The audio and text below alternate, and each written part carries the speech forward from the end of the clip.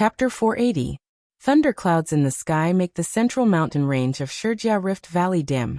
Animals hide in caves and shiver. The timid ones have even fainted. The movement in Wuxia Rift Valley is too big. Many forces have come. However, because of the thunderclouds, they can only stay on the periphery. It can't be because of the weather that thunder only falls on one place. Besides, who has ever seen thunder that can flatten a mountain? Stone chips are flying everywhere. Judith is sent by his sister, Windsor, to inspect. The fat man is gnawing on a chicken wing on a small starship and reporting to Maple Leaf City vaguely. The artificial brain and a bunch of experts can't figure out anything from the messy data. Judith is basically having a remote video chat. I heard that on some remote planets, some wild beasts are envied by gods. They will send Thunder Doom to destroy these huge threats. An old scholar looks up from the database and says hesitantly, as a powerful alliance, a big advantage lies in the continuous exploration of the boundless star territory. Judith once found a group of giant rocks near an unrecorded planet when he was an interstellar pirate with Windsor for 2 years. The friend's starship disturbed their habitat.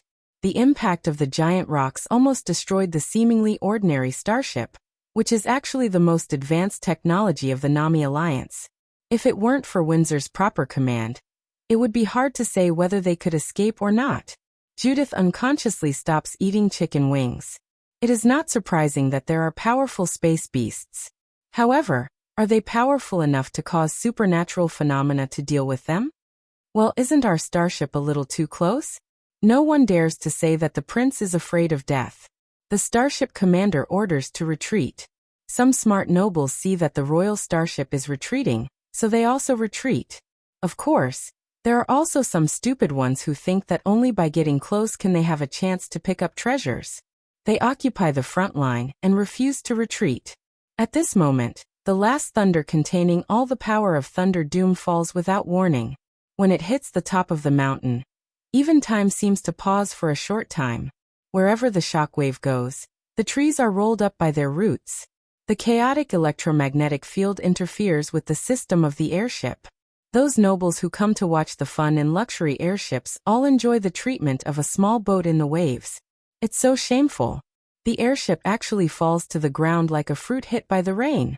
The onlookers eventually become the fun for others to laugh at. Was the target of this commotion still safe and sound at this moment?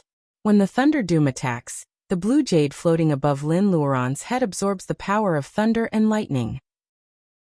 Before the last strike, the blue jade suddenly rotates at a high speed and transforms into a person with flesh and blood.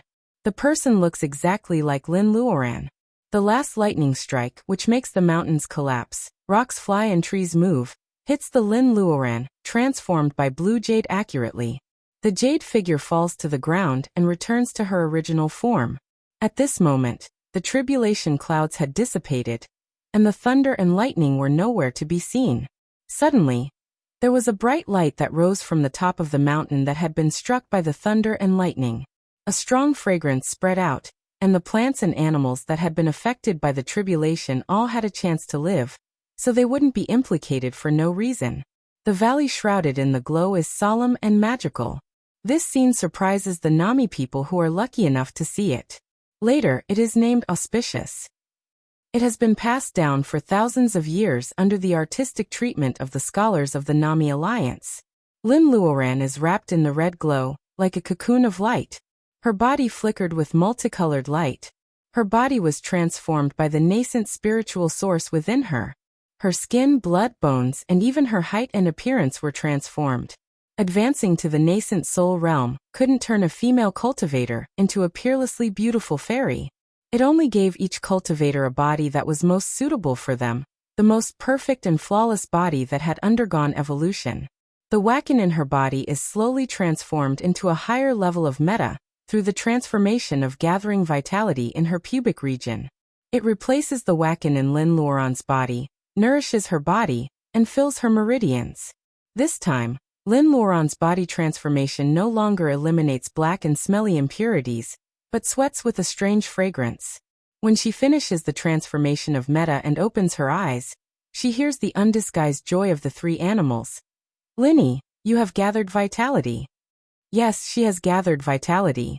Lin Luoran's old disease has been cured, and she has a new physique. Standing up and walking, she feels her body is light and healthy, like a feather that can't be weighed. The deeper change is that Lin Luoran can feel the joy, anger, sorrow, and joy of all living things within 100 miles. She feels that the changes brought by the gathering vitality period are enough for her to study for a long time. Lin Luoran picks up the blue jade on the ground. The crisscross cracks on it remind her of the thrill just now.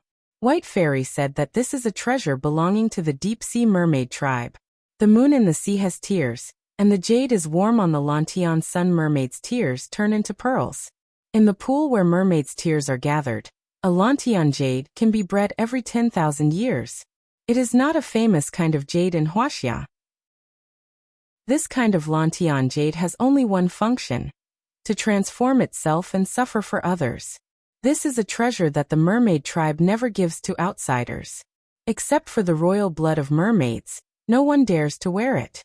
Because of such a treasure, many cultivators who want to reach divinization have thought about mermaids and mermaids. Mermaids are full of treasures, but they also get into trouble because of their wealth. The disappearance of the tribe is almost irreversible. Lin Luoran doesn't know why the mermaid who died in the Sea of Sin didn't use it.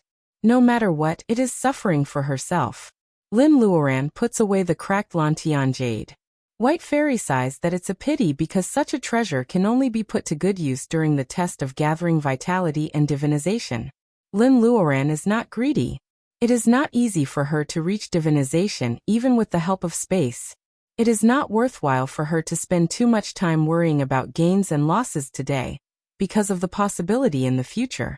From laying foundation to bearing essence, Lin Luoran once got a big gift package. What about the gathering vitality period? Lin Luoran has an idea and enters space. The original 20 acres of land has changed dramatically. Happiness comes so fast that Lin Luoran feels dizzy. A hill suddenly appears where the small spring used to be. She has planted big trees and ordinary Chinese herbs, all kinds of mushrooms, fungus, and vines on the hill. They grow in the most suitable place for her. The fire pit where the strange fire is has become a real mountain. The strange fire itself has disappeared into space. Lin Luoran can feel the lava of earth fire contained in the mountain. It seems that if she can dig the right place, she can really set up the alchemy furnace to make elixirs. Plants, trees, and spirit herbs that were originally inclined to the nature of fire have been transplanted to the Red Mountain. Between the two mountains, there is a piece of fertile land stretching for dozens of miles. On the edge of the field, Lin Luoran's cabin stands. The spring pool is close to the cabin. The most fertile land is the 2 acres of red land, which is full of spirit herbs and exotic flowers. There are 4 acres of black land, and the rest of the fertile land is yellow land. There is a lake on the edge of the fertile land, bordering the 2 mountains. There are 2 mountains and 1 lake. The rest of the land is still shrouded in thick fog. Lin Luoran can't go there at first glance. The plants she has planted have not changed. Lin Luoran walks to the edge of the yellow land, and feels that she has jumped over an invisible barrier. The Reiki is very weak. Lin Luoran has a strange intuition that the 2 new mountains she has got are different not only because of the Reiki content. Maybe they have lost the difference of time? In order to confirm her guess, Lin Luoran buries a pumpkin seed on the hillside. She stares at it for a few minutes, but there is no sign of germination. Does this place really lose the benefit of 1 day equals 1 year? Lin Luoran faintly feels that this doesn't seem to be a bad thing. Space can't magically make 2 mountains out of nowhere. Besides, her original medicine field for time difference still exists. The 2 mountains are like free. What is there for her to be dissatisfied with? Besides, maybe the lake can also be used to raise fish? It is just a small realm from the late bearing essence period to gathering vitality, but space gives her a big world in return. The 3 fire phoenixes are drooling on the edge of the fertile land. When can you gather the 5 elements? Fire Phoenix looks at the red stone mountain with hot eyes. Lin Luoran looks at the 2 mountains and 1 lake that suddenly appear and suddenly realizes. Green Mountain, Earth Fire and Lake. Do they belong to Wood Wolf, Fire Phoenix, and Silverfish? When she finds the mythological beasts of earth and gold, the 5 elements of space will be gathered. Maybe it is not only the space environment that will change, right? Lin Luoran draws inferences. She thinks of the tricolor plum petal shining between the eyebrows of her gathering vitality in pubic region. Obviously, she still lacks the nature of earth and gold. Chapter 481. The glow disperses and Judith wakes up from the dizziness. Who hasn't read a few fantasy novels when he was a child? Who hasn't fantasized that he is a hot-blooded protagonist with many adventures when he was a teenager? Anyway, the glow in Prince Judith's eyes has changed his impression of the collapsed mountain from a monster to the birth of a treasure. Search the entire mountain. Find out what's so magical about it. The nobles are itching. Unfortunately, this is Shurjia Rift Valley, which belongs to the royal family. Prince Judith always has a bad table manners. He doesn't care who you are. When he loses his temper, he really doesn't save people any face. The nobles can only drool while staying at the excavation site in the name of watching. They don't want to leave. Judith has gained a lot this time. Rocks are rugged and the mountain has been blown into a mess. First of all, he has caught 2 evil mercenary groups. Interstellar mercenaries are employed by private individuals. Compared with interstellar pirates who only seek wealth, they are lawless and take all kinds of tasks. It is not an exaggeration to say that every mercenary is a wanted criminal of the Alliance. Judith orders people to find living people among the broken stones and branches. If they are interstellar mercenaries, they will be caught. If they are explorers, they will be taken back for treatment. He wants to see if he can ask them what happened before. These explorers gather like smelly flies. Then there are lightning strikes and glow. This mountain is not simple. Robots are cleaning up the ruins. The entrance of the karst cave has long been buried by rocks. It takes a lot of time to explore and clean up. Judith naturally doesn't expect that all this is caused by his old acquaintance Lin Luoran. Under the karst cave buried by rocks, Lin Luoran is working as a hard-working miner on the colorful spirit stone vein. Mining is hard, but it is a spirit stone mine. Lin Luoran thinks of her family. She used to use homemade spirit stones, which are very shabby. Finally, she has a windfall. She is very happy to dig. Spirit stones are of all 5 natures. The quality is mottled and impure. The mountain wall of the associated spirit stone mine is extremely hard. It is impossible to use the spell of the earth. Lin Luoran can only pry them off with flying swords. Lin Luoran doesn't dig a few and finds that someone is trying to open a passage to the bottom of the karst cave. Under the watchful eyes of the public, will these spirit stones follow other people's names? Lin Luoran is reluctant to leave. She scans the starship with her spiritual mind and finds an old acquaintance. She is delighted and sends her voice to Judith's ear with voice passing. Judith, it's me. The snacks in Judith's mouth almost fall out. The royal etiquette forces him to pretend that nothing has happened. This voice is really familiar. Lin Luoran discusses with Judith and asks him to stop digging and stop others from coming down. She will thank him later. Judith agrees without hesitation. He gives up the spirit stone mine to Lin Luoran. He is really a prodigal. With a wave of his hand, the prince sends soldiers to guard the flattened hilltop. He says that the royal family wants to study this special biosphere. Judith doesn't send people to dig anymore. Every day, many staff pretends to collect samples for testing. It's a complete reversal. There is no fun to watch or take advantage of. The nobles are so annoyed by Judith that they return one after another. In the end, only the starship of the Nami royal family is left in the mountains. It's rare for Judith to come to Shurjia Rift Valley, which belongs to the royal family. With nothing to do, nothing escapes from the claws of the foodie. When Lin Luoran comes out to see him 2 weeks later, Judith has gained weight again. Below the karst cave, Lin Luoran has almost dug out all the spirit stones inlaid in the mountain wall. They are piled up in the space, which is extremely tempting. She digs all the way down the spirit stone mine and finds a colorful stone with sharp edges and corners under the mountain. Fire Phoenix studies it for a while and tells Lin Luoran with certainty, this is a mother lode. It turns out that the spirit stones of the 5 elements coexist here, because of the existence of this mother lode. It will actively absorb Reiki of heaven and earth and transform nearby materials into spirit stones of the 5 elements. It just takes a little longer, and it will inevitably take thousands of years. Lin Luoran feels a little sorry that she can't plant spirit stones soon. The mother lode of the 5 elements can be divided into 5 pieces. Lin Luoran thinks about it, and throws the mother lode of the wood into the green mountain, the mother lode of the water into the lake, and the mother lode of the fire on Redstone Mountain. As for the remaining 2 elements, she thinks that they are everywhere in the earth space. She casually throws the mother lode of the earth into the spirit field. She doesn't dare to put the mother lode of the gold at random, and carefully collects it.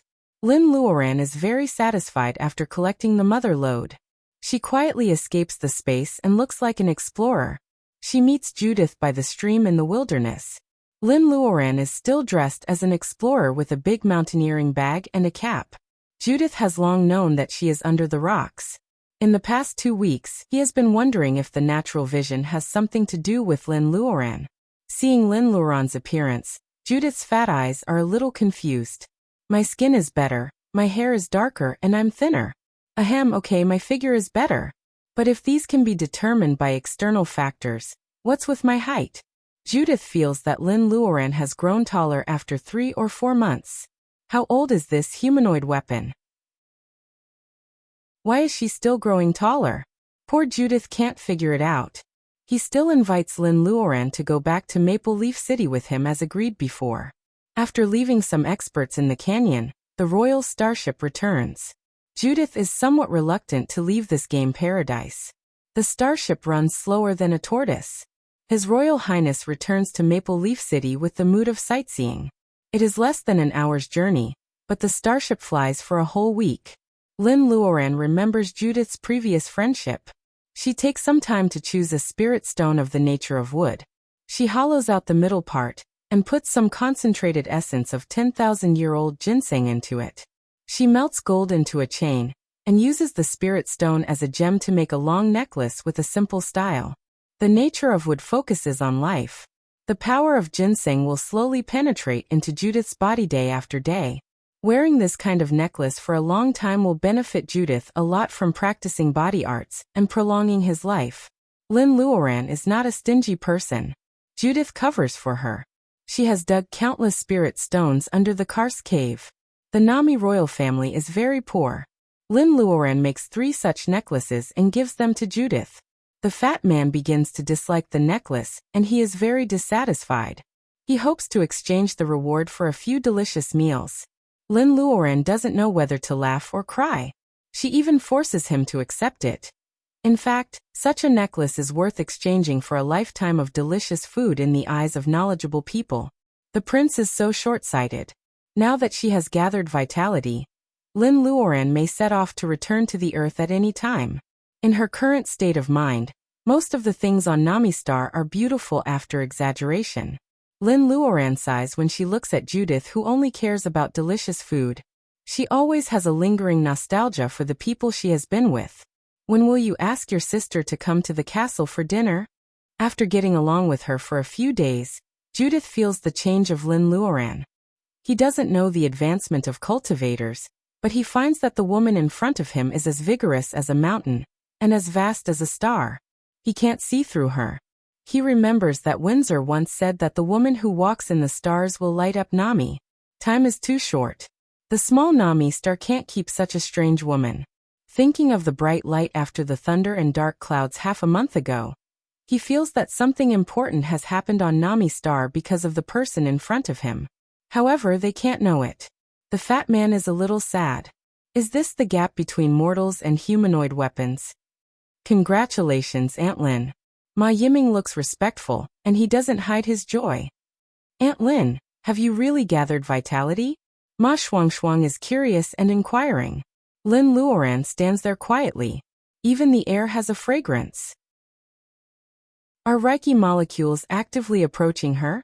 In the blink of an eye, a little female cultivator has reached gathering vitality from the laying foundation period. Cyan Little Fox sighs like an old man. It will never admit that it was wrong in the past.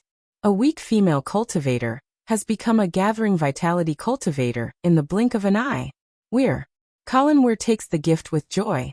It is a medicine chain of better quality than the necklace Judith got. Wearing it on his neck, he immediately feels refreshed. By the way, miss, your uncle is here. Colin finally remembers the business. The smile on Lin Luoran's face freezes and her eyelids twitch violently. Mr. Lin is the only son of the third generation of the Lin family. How can she have an uncle? The horse's hooves are leisurely. An old man riding a white horse appears on the other side of the grassy slope. He is wearing a noble knight suit, but his hair is as messy as a chicken's nest. His pug nose is shiny in the spring breeze. The great truths, the grocery store, the man claiming to be her uncle, and the winking of Cyan Little Fox. Lin Luoran can't guess who the old man in front of her is. Liao, we haven't seen each other for a long time. Chapter 482. Liao has always insisted that he is the Lord of the Blue Waves. However, his disguise as Lin Luoran's uncle is exposed. Even the young people ignore him. Who is willing to call him Lord? Speaking of this person, Lin Luoran has a lot of questions. In the past, she would like to press Liao down on the spot, and not give him food if he doesn't answer her questions. Actually, I'm very curious. What do you look like, Liao? Seeing Liao slipping down from the horse in a funny way, Lin Luoran is really curious. Putting aside the chronological order, she only cares about the order. The first time she saw Liao, he was a weather-beaten old fisherman by Dongting Lake. He made the most original fish soup and lived on the boat. He was greedy, but he took her and roamed to Mount June and found the Dragon Palace. The second time was in ancient Babylon 3,000 years ago. A crazy middle-aged man came and went freely in the Tower of Babel. The third time was in the distant N2 trading star. An old man with a pug nose gave her the second half of the great truths that the Lin family had lost for many years. Lin Luoran can't convince herself that it is a coincidence. After many years, Liao is still the same old Liao. Lin Luoran is a gathering vitality cultivator. Looking at him with clear eyes, she still finds that he is an old man without any personal ability. It is easy to explain the first two times. After all, they haven't seen each other for more than 2,000 years.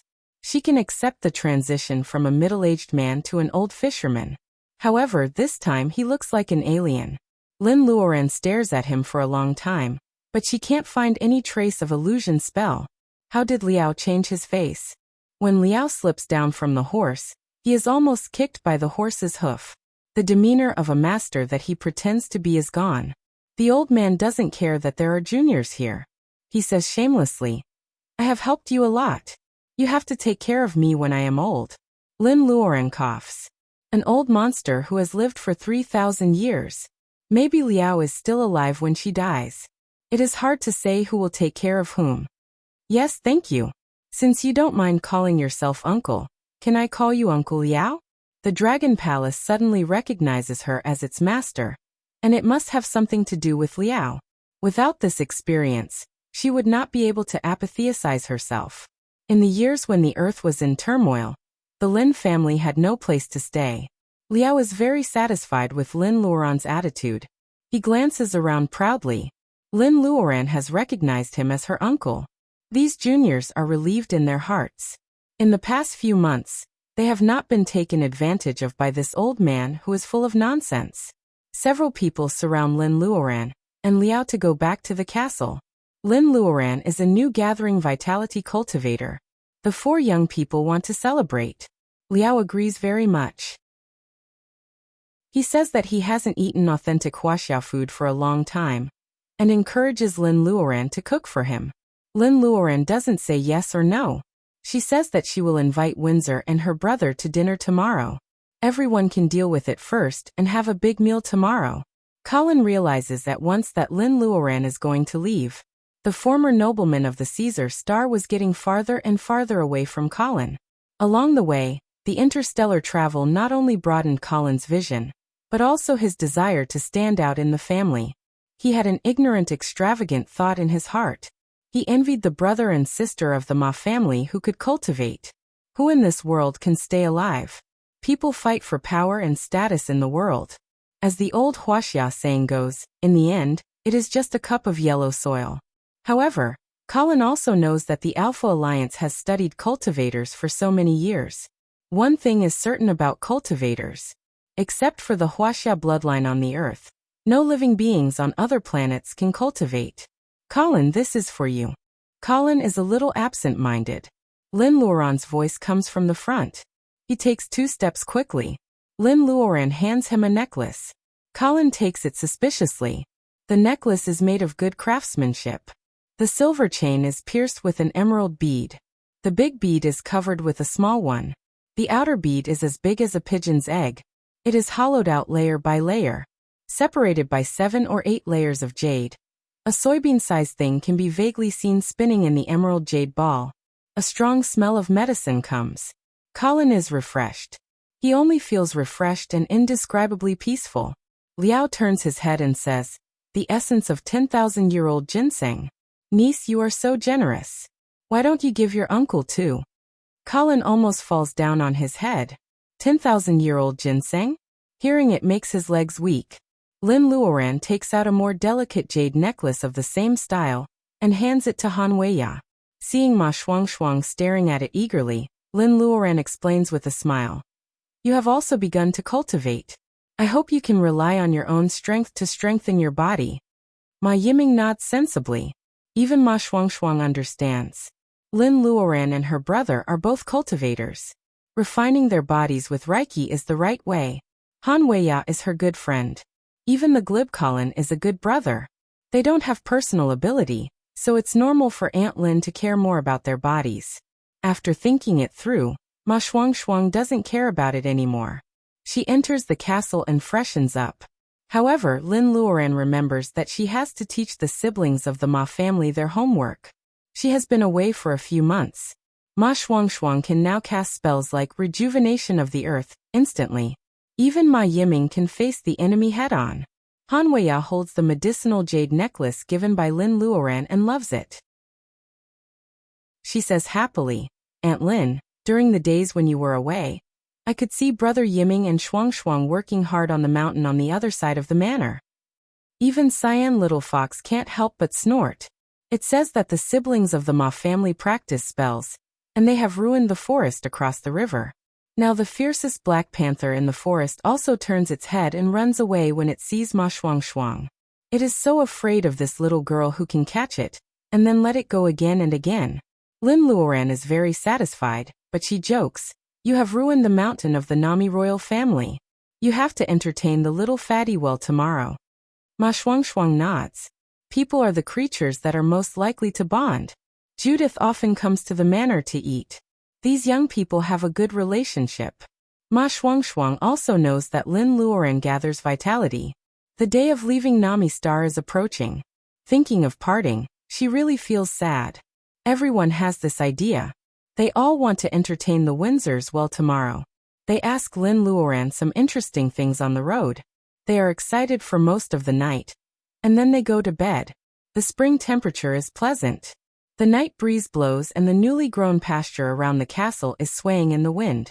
Liao is embarrassed on horseback during the day. At night, he runs out to practice horsemanship. Lin Luoran feels that he is like an old child, so she follows him openly. "Uncle Liao, I have a lot of questions in my mind. If I don't ask them clearly, I really can't sleep. Can you solve my doubts?" Liao looks like an alien but feels at ease. He smiles widely. "Do you want to ask me about the Tower of Babel?" Lin Luoran thinks of something, but she shakes her head. "I want to ask you the most. Why did you give the Dragon Palace to me?" Liao is stunned and then laughs. "I have been guarding the Dragon Palace for the old dragon in Dongting for many years. Now that someone has taken it over, of course, I have to get rid of it quickly." "Is that all?" Lin Luoran thinks it has a lot to do with the ginseng she gave to Liao as compensation in the Tower of Babel. However, the old man will not admit it. She lowers her head and thinks for a while. "The second question, Uncle Liao. Even counting from ancient Babylon, you are 3,000 years old this year.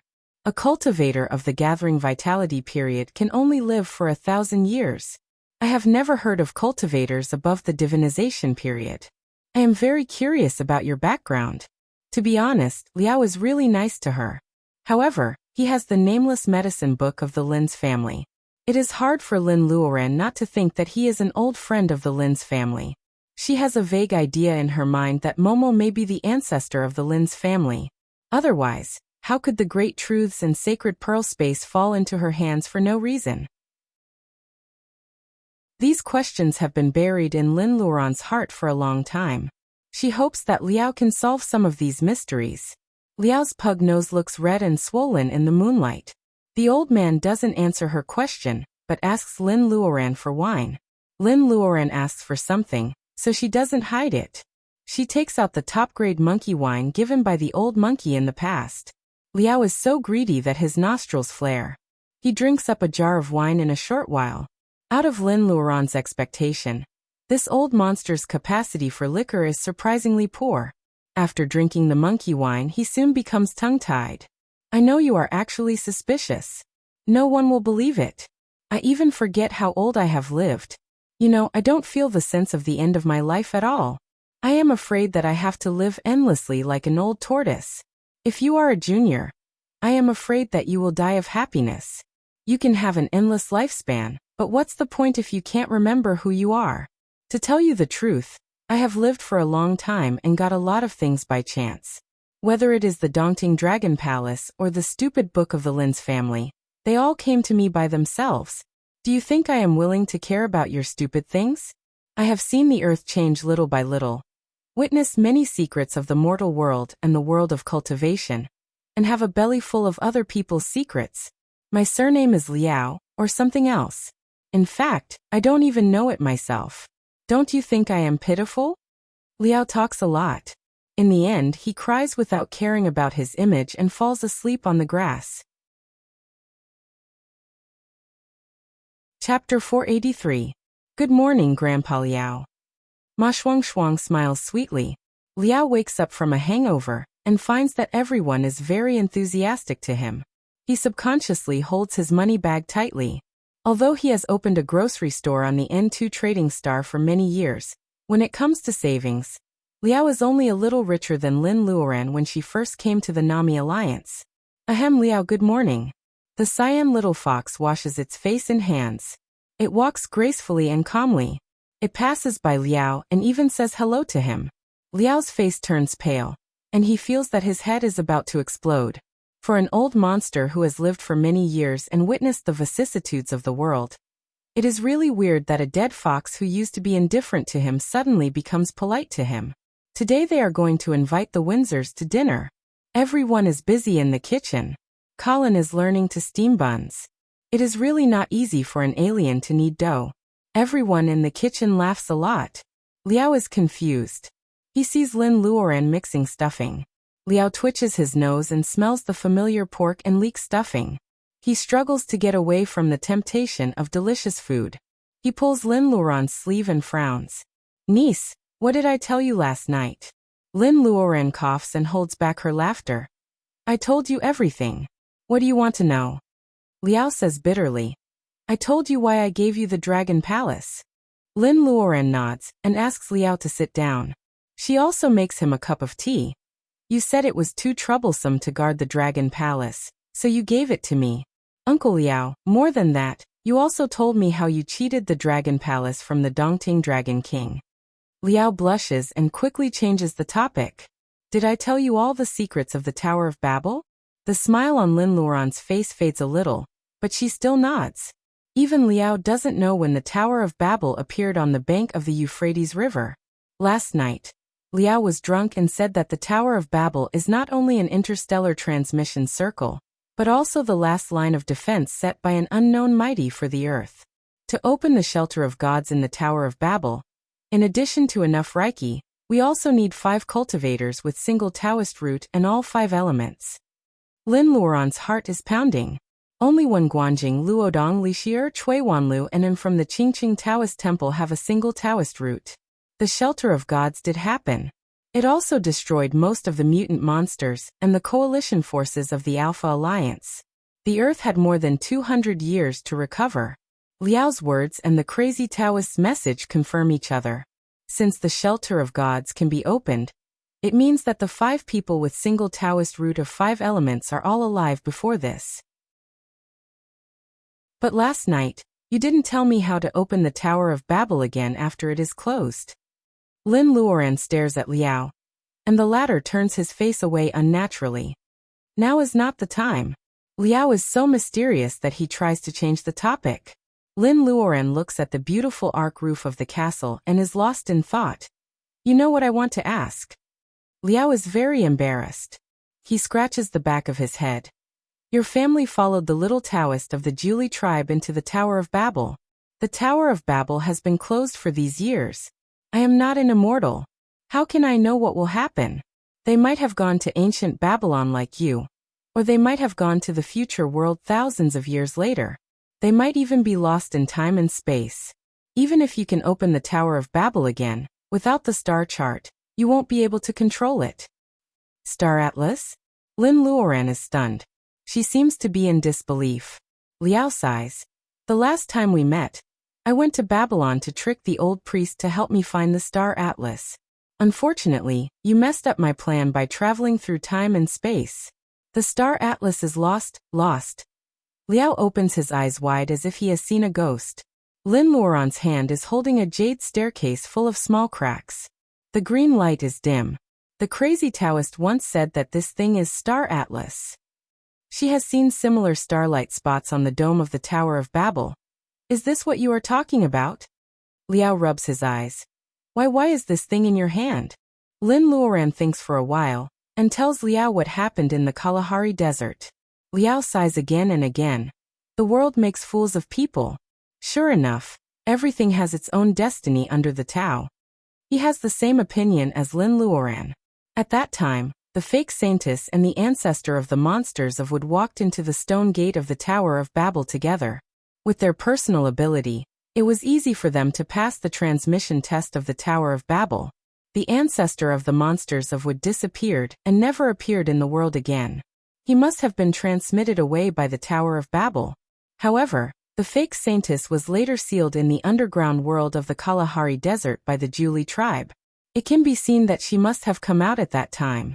Not only that, the fake saintess also found the Star Atlas at that time. Maybe because of it, she actually gave up the chance to return to her hometown? Lin Luoran holds the jade staircase and her eyes are shining.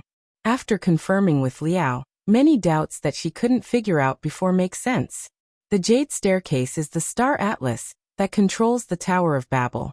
The Tower of Babel can travel through time and space and enter different civilizations. It must be related to the stars engraved on the back of the jade staircase. Even this Star Atlas itself has the ability of space jump transmission. Otherwise, the fake saintess would not have chosen to give up the Tower of Babel and take away the Star Atlas. Later, she was suddenly sealed by the Juli tribe. Baojia and I caught up with the chaos of the Kalahari Desert. Lin Luoran remembers the past and sighs. Uncle Liao, since I have the Star Atlas, can you tell me the way to open the Tower of Babel again now? Liao wants to slip away, but he is dragged back by Lin Luoran. He laughs awkwardly. A single Taoist root of the 5 elements can open the shelter of gods and close the Tower of Babel. However, it needs a powerful cultivator with all 5 elements to open it again. Don't look at me. Your situation is very strange. Although you can use spells of the 5 elements, with my fiery eyes, your Taoist root is mottled and impure. You are not like an orthodox cultivator with all Taoist root of the 5 elements. Although you have reached the gathering vitality period, it is still impossible for you to open the Tower of Babel. She stares at Liao speechlessly. No one has ever been able to see through her. Liao, who has lived for many years, really has good eyesight. Between the eyebrows of her gathering vitality, there are still 2 petals that have not been lit up. It is only because of the white Taoist root of chaos that she can have all 5 elements. If she wants to supplement the Taoist root of earth and gold, in addition to having enough understanding of the nature of earth and gold, according to her past experience, she also needs to water the spirit herbs that are guarded by the spirit beasts of these 2 elements with their blood. She has to kill 2 spirit beasts and get the treasures of 2 elements? Lin Luoran looks at the jade stairs in her hand. In this world, there are only spirit beasts in the vast starry sky and the monster forest in the Prenglai region. At worst, she can cross the Sea of Sin again. Lin Luoran puts away the jade stairs with indescribable joy in her heart. Even if she can't cross the Penglai region, she can try other opportunities. At worst, she can collect the 12 jade plates and go to the secret land of Bermuda to find spirit beasts. Training Qi cultivators can enter the secret land? Wasn't White Fairy in the Gathering Vitality period? Since she will go there, Lin Luoran has confidence in herself. Wait, was it the fake saintess who made the disappearance of the Gathering Vitality cultivators 1,000 years ago? Or did they teleport away through the Tower of Babel? Uncle Liao, on our way here, we got lost and accidentally entered a primitive wild planet. We saw the remains of a senior cultivator, who was probably in the divinization period. Liao frowns. The disappearance of the Gathering Vitality cultivators 1,000 years ago? It may not be the fake saintess's doing, and they may not have teleported away through the Tower of Babel. Since the Han Dynasty, the Earth's Reiki has declined, and some people have been preparing for migration. The cultivator's remains you saw should not belong to a divinization cultivator. Seeing that Lin Luoran is staring at him curiously, Liao hesitates for a long time. He feels that as a Gathering Vitality cultivator, it is the right time for Lin Luoran to hear some secrets. He gestures for Lin Luoran to refill the teacup. Liao holds the teacup and thinks for a while before he straightens out his thoughts.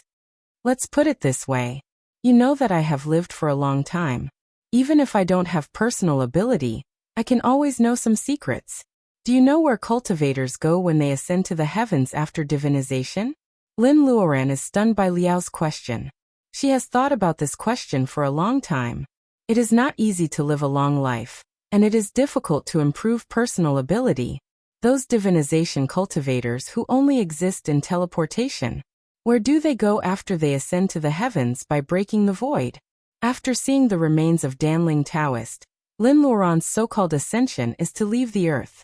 However, according to Liao, Danling Taoist on the wild planet can't be a divinization cultivator. Does it mean that the place where divinization cultivators go is just like the crazy Taoist's message?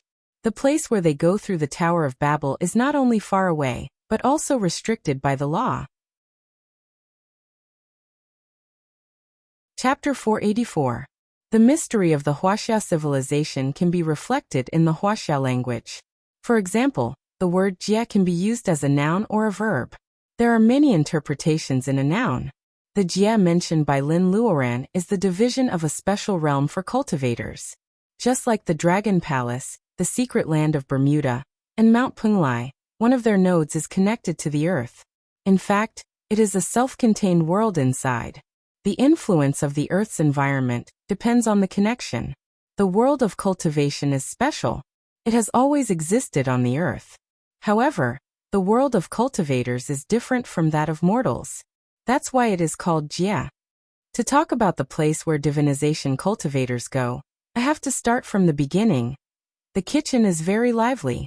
Several young people are laughing and making delicious food. Lin Luoran and Liao are sitting in the living room. There is a pot of tea and 2 plates of snacks. Liao tells the story slowly. For the first time, the mystery of history is cleared up in front of Lin Luoran. Liao wakes up in an ancient tomb. It is the Xia dynasty in the history of Wuxia. Liao wakes up in an ancient tomb floating in the air. He has forgotten everything.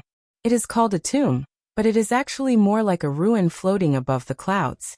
Liao crawled out of such a pile of splendid bricks and broken walls. When he wakes up, he has no personal ability and all his memories are lost. He only vaguely remembers that he has the name, the Master of Waves. He rummages around the clouds and finds some broken but useful things. He also finds some jade map. However, he can't read the information because he has no spiritual mind. Liao is very annoyed. He finds an inscription under a 3-legged tripod. Fortunately, he has lost his memory, but he can still recognize the words.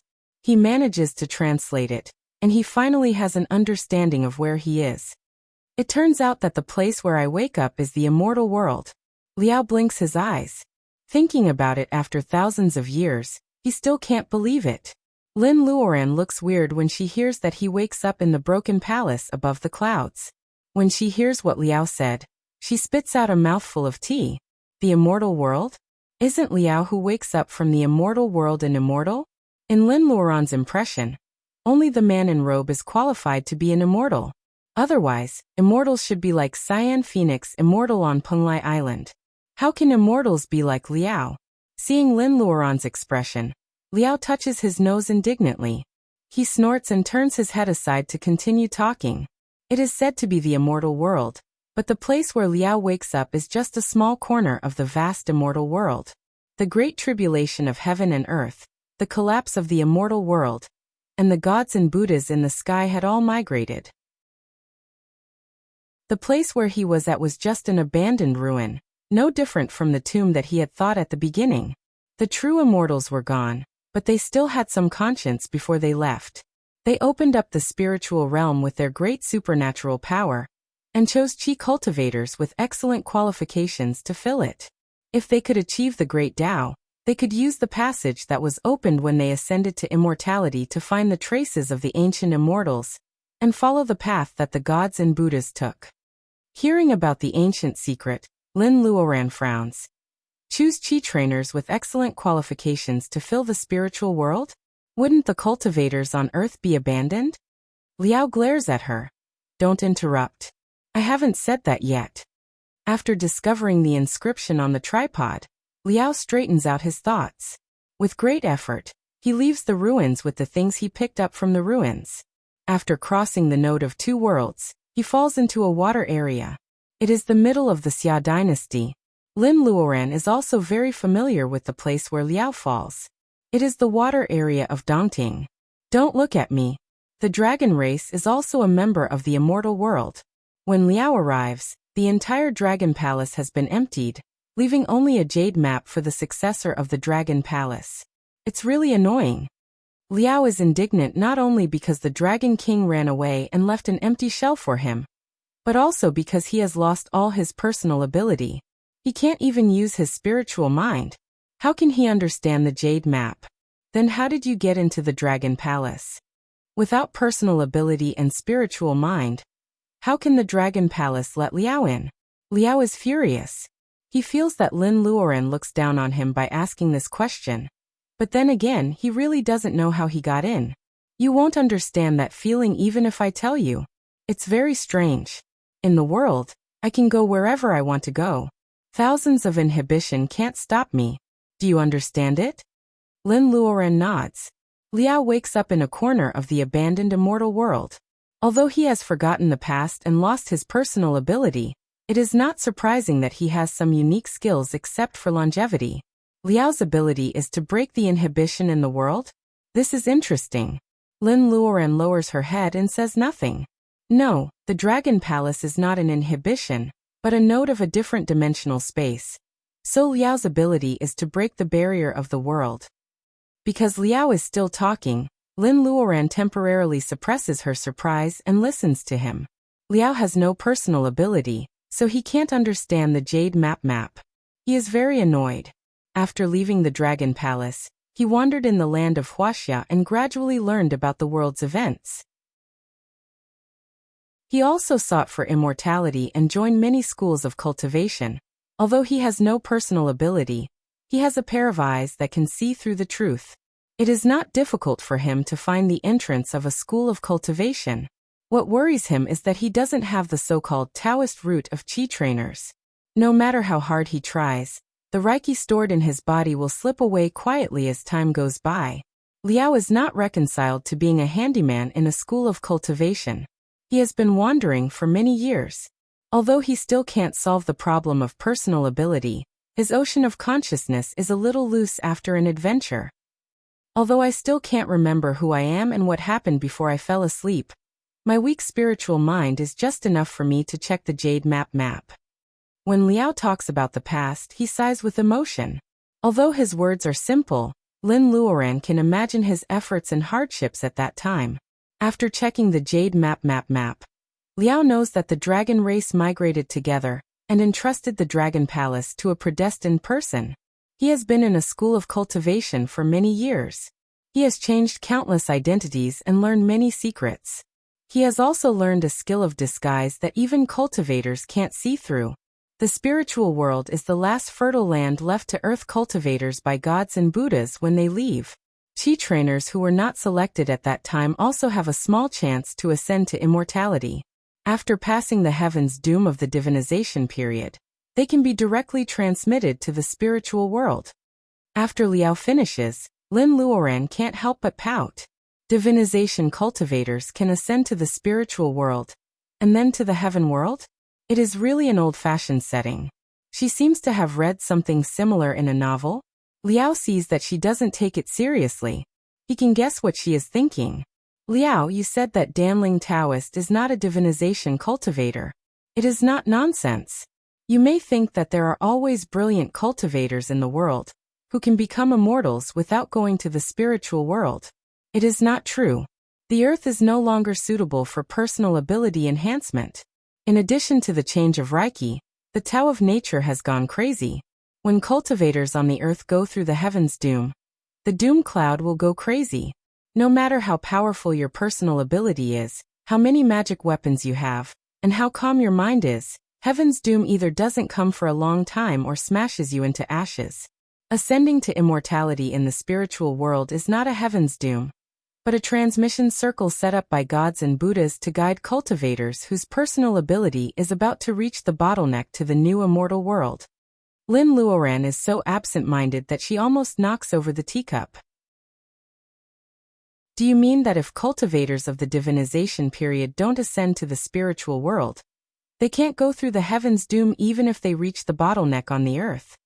In this way, even if she has space and the help of the heaven's doom, she still has a long way to go if she wants to live freely in the world in the future, right? Besides the earth, there is still the spiritual world. She can't be an immortal without going to the spiritual world.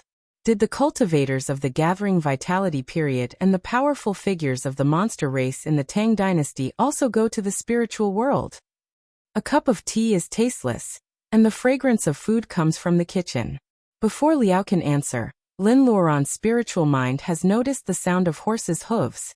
The guests she invites today have arrived at the manor. Lin Luoran stands up. Liao stuffs the last piece of cake into his mouth and says vaguely, "They received an edict. Someone who claims to be a true immortal will take them to a paradise for personal ability enhancement. You are also very familiar with that place. It is Penglai overseas." Chapter 485. Lin Luoran subconsciously refutes Liao's statement. She can't guarantee other places, but she has been to the Penglai immortal world in person. There are people living there. However, there are no cultivators in a country that advocates warriors. The transmission of immortals happened thousands of years ago. Mortals like to regard cultivators as immortals. If the gathering vitality seniors of the Tang dynasty went to Penglai, there will always be traces left in the mortal world, unless they don't walk in the 3 countries of Penglai at all. The time doesn't match. Lin Luoran refutes Liao, but she has no time to ask in detail. The horse team coming from a distance has arrived in front of the castle. In addition to the Windsors, there is also the king's carriage. The 3 most important members of the royal family are dispatched, and the entire castle is heavily guarded. This is very different from the farewell banquet Lin Luoran expected. She doesn't bother to hide her slight displeasure. However, the king of Nami gets off the carriage and apologizes gracefully. Lin Luoran's dissatisfaction disappears in an instant. Sure enough, no matter how high her personal ability is, she is still a commoner subconsciously. Lin Luoran invites them to sit down. The life of the Nami nobles can be called extravagant.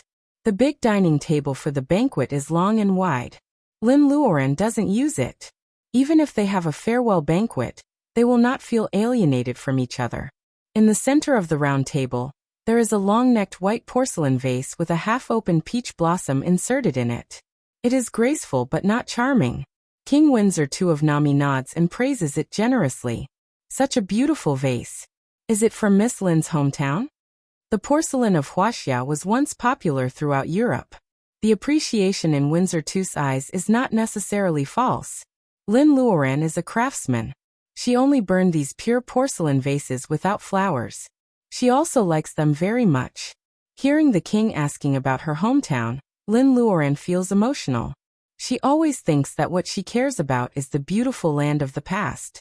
However, now there are only scorched earth and mutant monsters left on the earth. She still misses it so much.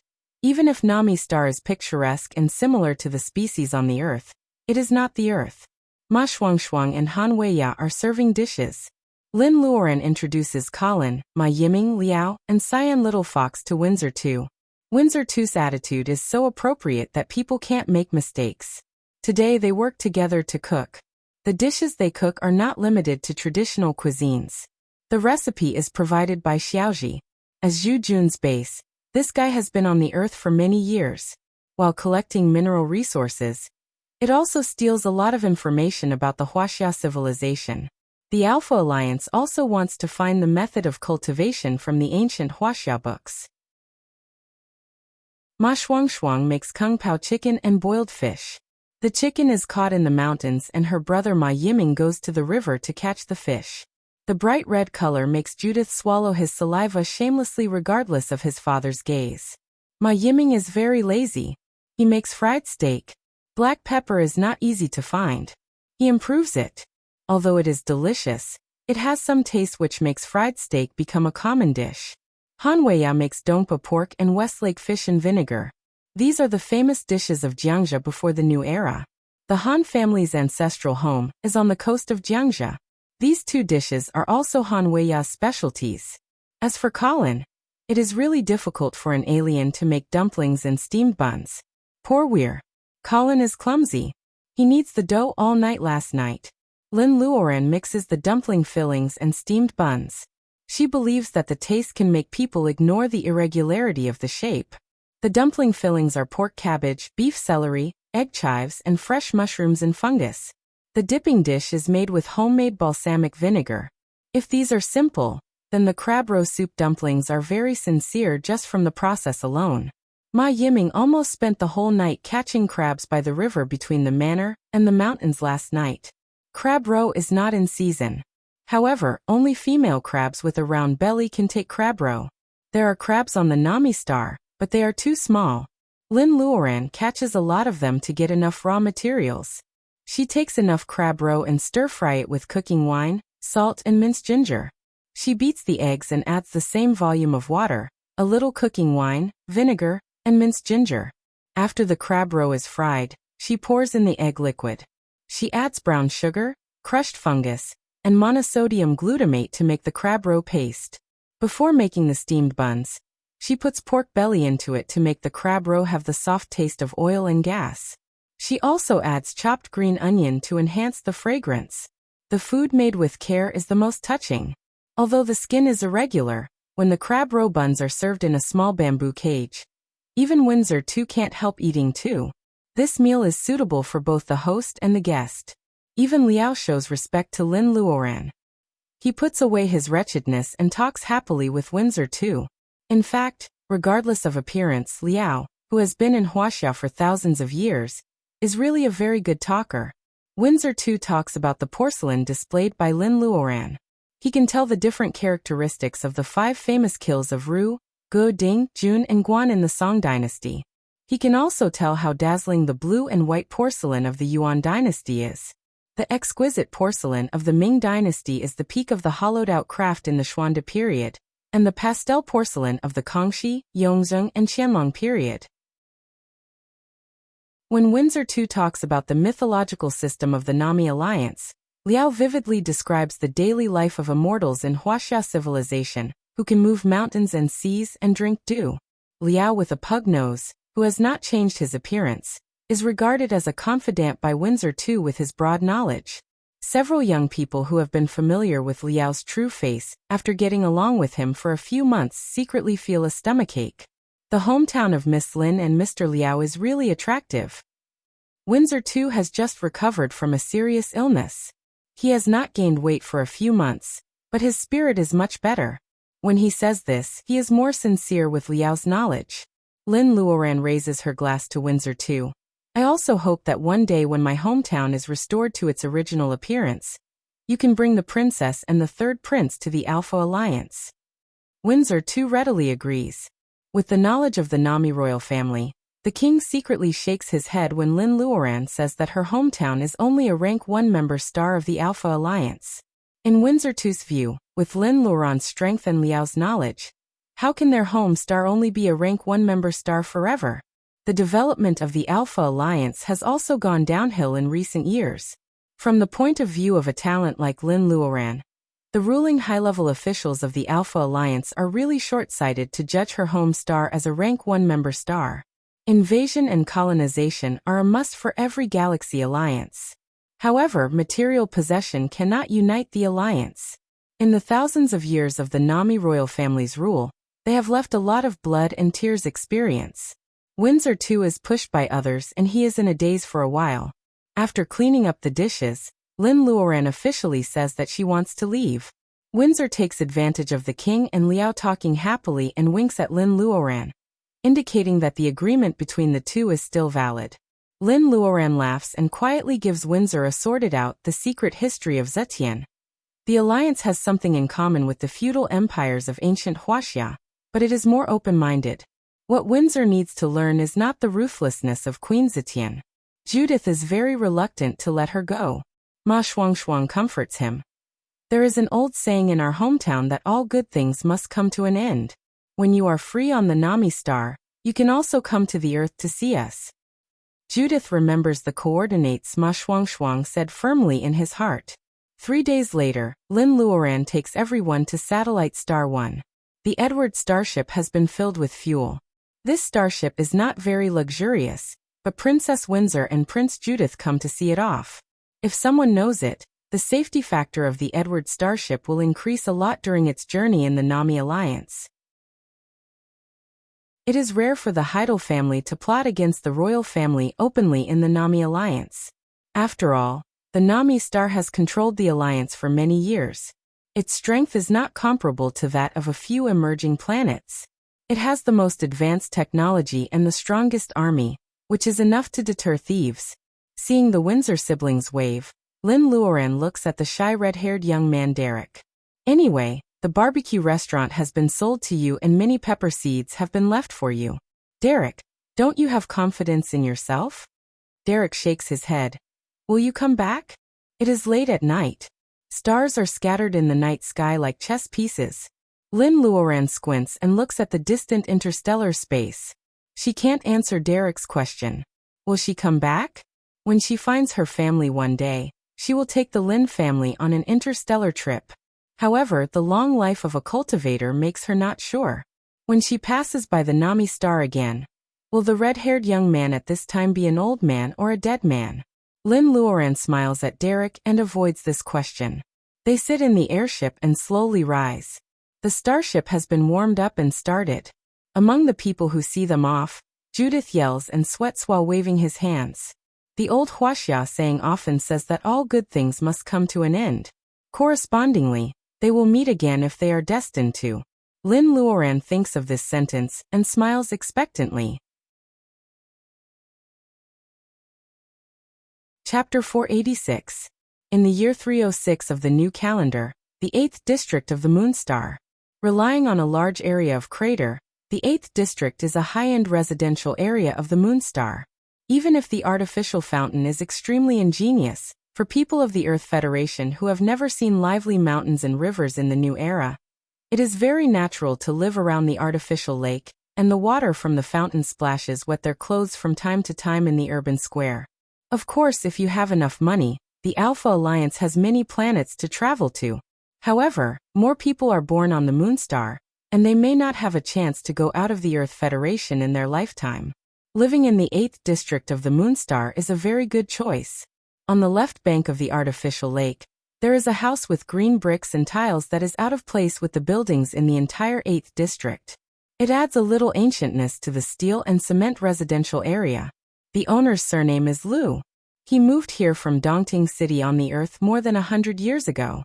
He usually keeps a low profile and quietly buys land to build a house. Many people have been tempted by the house in the past 100 years. These people who have used various means finally give up. The Liu family seems to be inconspicuous, but they are definitely not easy to bully. The Moonstar has no clear 4 seasons. The side illuminated by the sun is extremely hot.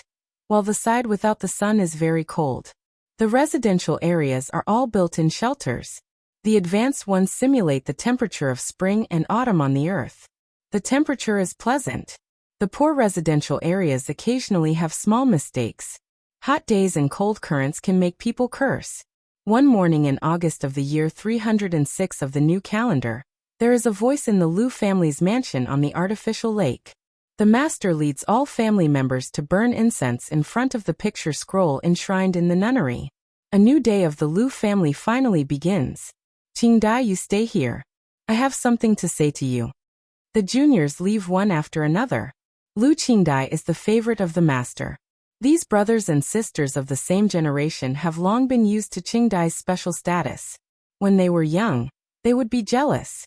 Now they are very glad that someone can replace them to be chosen by the master. Come on with the changes of the world. Who is willing to be the faithful girl, selected by the family and dedicate her life to the faith of the Liu family? After all, believing in mortal heart fairy makes the Liu family secretly get many believers, especially the support from the remnants of Dongting City. Therefore, the Liu family has the strength that can't be underestimated. However, who can really touch the edge of Buddha because of their faith? If Xiaochen had the time to worship, he might as well use it to learn martial techniques or temper his mental energy. Strength that belonged to himself would give him confidence. Could it be that just a devout belief would allow your martial skills to break through and advance, allowing you to fly in the sky and burrow underground like the legendary cultivators? What a joke. However, Liu Qingdai has a different idea from her peers in the Liu family. As the daughter of the Liu family, she has been cold since she was a child. She has been selected as a believer. She is the most devout believer among the people who worship mortal heart fairy. For more than 300 years after experiencing turmoil, the Liu family's rules dictated that regardless of the direct or side branches, all girls had to have the surname Liu, and the direct descendants also had to have the surname Liu. Only the women from the side branches who married out, if their descendants were male, could take the surname of their husband's family. With such persistence from generation to generation, the Liu family's direct line of descent could be considered pure in terms of both bloodline and inheritance. As the believer of the Liu family, Liu Qingdai has a high status in the Liu family. In addition, her experience in Dongting City Hall and Mount Jun Island 5 years ago makes her more valued by the head of the family. It's been 5 years. Qingdai, there is still no news from the fairy. What do you think? A middle-aged man in a tang suit is a little fat. In fact, he is extremely talented. The Liu family refuses to be injected with gene evolution fluid. They learn Wuxia ancient martial arts.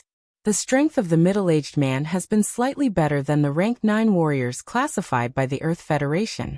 Liu Qingdai respectfully lowers her head, but she does not hesitate to interrupt the middle-aged man's words. Head, the Liu family has waited for 300 years. What is 5 years? In the past, the fairy announced her name above Dongting City. She already has the intention to return. She disappeared for 5 years. She must have her own considerations.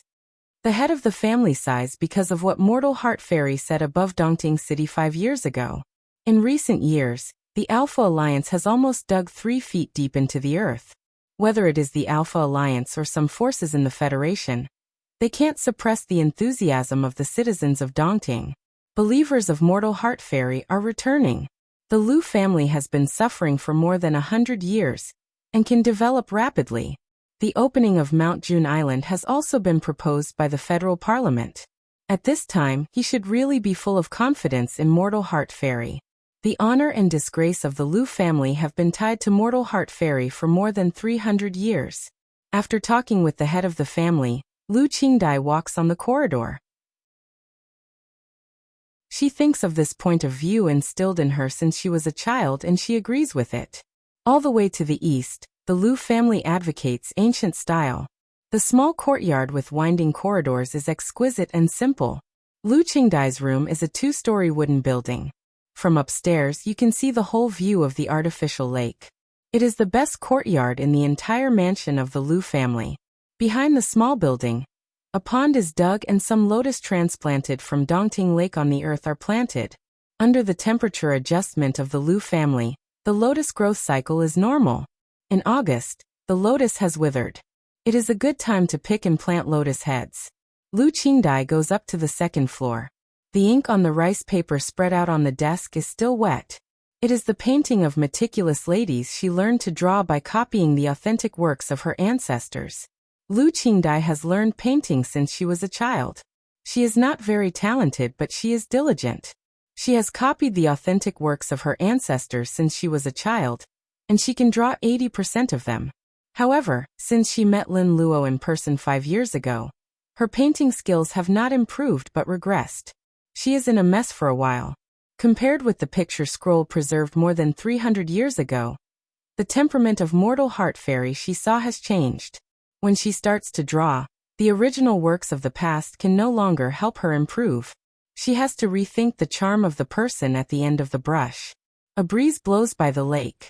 Lu Qingdai puts down the brush and rubs her eyebrows. Since they met at the dinner party of Dongting City Hall 5 years ago, Lu Qingdai feels that there is a hazy fog in her mind. It is said that people who major in spirit power will open up the ocean of consciousness when they reach a certain level. Lu Qingdai has checked a lot of information.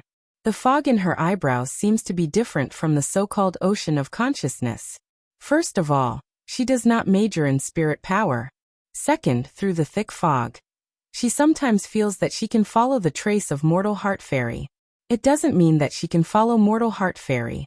She just has some emotional resonance so that she can know mortal heart fairy's safety. For example, 3 years ago, she was inexplicably seriously ill. She stayed in bed for several months, and they couldn't find out the reason. The Lu family was a little panicked. At that time, mortal heart fairy seems to have encountered something bad. Lu Qingdai pushes the window, hoping that the morning breeze can blow away her thoughts. Is it time to pick the lotus heads? Lu Qingdai looks at the lotus head swaying in the wind. She remembers that the master of the family has been a little angry recently. She will go to the aquatic area later to buy a carp and make soup with fresh lotus seeds. The effect should be good, right? It should be better to use Christian carp. Remember to remove the lotus core when cooking. Otherwise it will be a pot of bitter soup. Lu Qingdai agrees and nods. Then she is stunned. This female voice is very familiar. Who is it? A white wrist gently picks a lotus head. The green dress is far greener than the lotus leaves in this pool. There is no blue sky in the moon. The light in the morning, afternoon and evening is artificially simulated by the bunker. Even so, Lu Qingdai is still dazzled for a moment. The place where the woman in the green dress stands seems to have a halo expanding layer by layer. People can't look at it directly. Fairy. Lu Qingdai's eyes turn red inexplicably. Chapter 487. Lin Luoran comes so suddenly that Lu Qingdai is completely unprepared. She is in her early 30s this year. The Earth Federation encourages childbearing and early marriage. Lu Qingdai is more suitable for the identity of an old leftover woman than Lin Luoran was more than 300 years ago. Lu Qingdai lives a regular life every day, which makes her look younger than her actual age. However, her temperament has been separated from the ranks of young girls for a long time. When she sees Lin Luoran again, she can't help but cry. She doesn't cry like she did in the Dongting City Hall. Qingdai, you did a good job. Lin Luoran holds the lotus and fiddles with her bare hands. Lu Qingdai is as good as her first believer Lu Guiying. Lin Luoran is a little surprised. After 3 years as a gathering vitality cultivator with a divine title, Lin Luoran has learned a lot of common sense. After all, being a devout believer is not just an empty title. She can do much more than what she is doing now. The lotus in Lin Luoran's hand exudes the unique fragrance of plants. She is about to tell Lu Qingdai what she is here for. However, her spiritual mind notices something unusual. You have a guest. Lin Luoran blinks at her. Lu Qingdai is a little flustered. What happens in the next quarter of an hour is unforgettable. Cousin, are you there? It is the voice of her little cousin outside the small courtyard. She has a lively personality and seldom practices politeness. As soon as she pushes the door in, she can see Lin Luoran standing by the lotus pond. Lu Qingdai subconsciously refuses to see mortal heart fairy at this time. If the fairy wants to show up in public, How can she only come to her yard? Lin Luoran is not in a hurry. Until Lu Qingwu's skirt has flashed in the corridor, Lu Qingdai's heart is in her throat. Lin Luoran steps on the ground and floats into the room on the second floor through the window. The arrival of Lu Qingwu and the disappearance of Lin Luoran are only a few seconds apart. Lu Qingdai's heart is stretched to the extreme. Fortunately, Lu Qingwu doesn't seem to see it. Cousin, please promise me one thing first, okay? Lu Qingwu comes up and pulls Lu Qingdai's sleeve and shakes it. Lu Qingdai is dizzy because of her shaking. Coupled with the previous nervousness, she agrees dizzily. Lu Qingwu happily takes her upstairs. Seeing her cousin stepping into the study where Lin Luoran disappears, Lu Qingdai's eyes suddenly jump. Tell me, what do you want? Lu Qingwu's eyes rolled around the study. On her eldest cousin's sister's bookshelf, those paper books protected by tempered glass had been passed down from more than 300 years ago. They were true ancient books. Don't worry, I'm not here for your precious ancient books. Lu Qingwu's gaze fell on the desk. She took a few steps forward and clicked her tongue. Eldest cousin's sister, is this your new painting? Your painting is really good. Can you lend me your painting? Lu Qingdai breathes a sigh of relief as long as he doesn't borrow original art. When Qingwu looks around the study, she is also observing quietly. She doesn't find anything unusual. She doesn't know where Mortal Heart Fairy is, which makes her worried. Although her new meticulous painting of a lady is quite good, Lu Qingdai, who has just seen a true immortal, still knows what to do in order to get rid of her cousin. Wait a minute, I'll get a box to store the painting. Lu Qingwu doesn't refuse. Lu Qingdai finds a box under the desk. Lu Qingwu is comparing the difference between her cousin's painting and the ancestor's masterpiece. Her eyes are not here. Qingdai sees that the ink has dried and is about to roll up the rice paper. Suddenly, she finds that the ink has just dried. Her eyes are watery and she flutters her eyelashes at her. The peaceful corners of her mouth also make a smile. Mortal Heart Fairy comes back to life? Ba. What comes back to life? Lu Qingdai wakes up. It is clear that Mortal Heart Fairy is in this painting at the moment. The immortal's trick makes the box in Qingdai's hand fall to the ground. Lu Qingwu turns her head in surprise. Eldest cousin, what's wrong? No, nothing. By the way, Qingwu, what do you want the fairy painting for? She can't give this painting to her cousin. Lu Qingdai blocks her cousin's sight and changes the topic. Lu Qingwu hesitates for a while. After her cousin repeatedly promises that she will not be angry, she tells her the reason. Lu Qingwu has a lively temperament. To put it bluntly, she is flamboyant.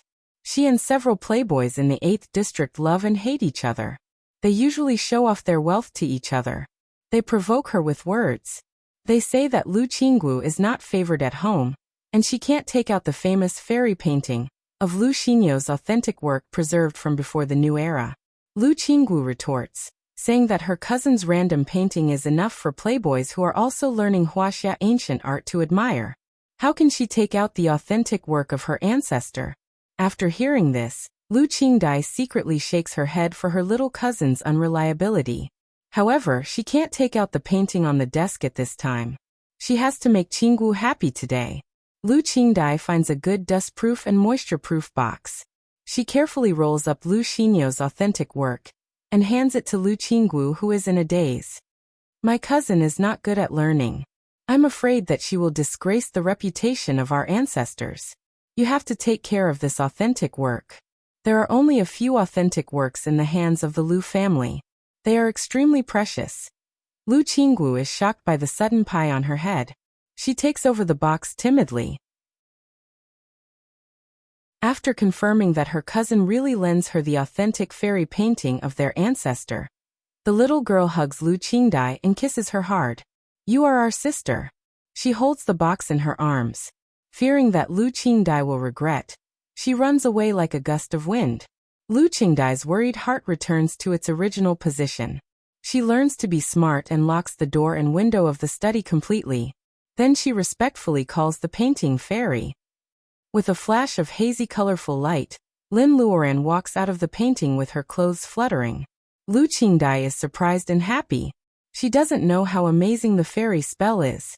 Except for immortals, who can hide in the thin painting paper and perfectly integrate with the meticulous ladies in the painting. Seeing her look, Lin Luoran can probably guess what she is thinking. It is good for believers to be devout. Naturally, Lin Luoran will not deliberately explain that this is actually just a practical little art of nature. It is far from the fairy spell that can change the world. Lin Luoran is very satisfied with this believer. She should be the best candidate for Oracle. In order to get more power of faith to support her plan, Lin Luoran needs a spokesperson to walk in the world.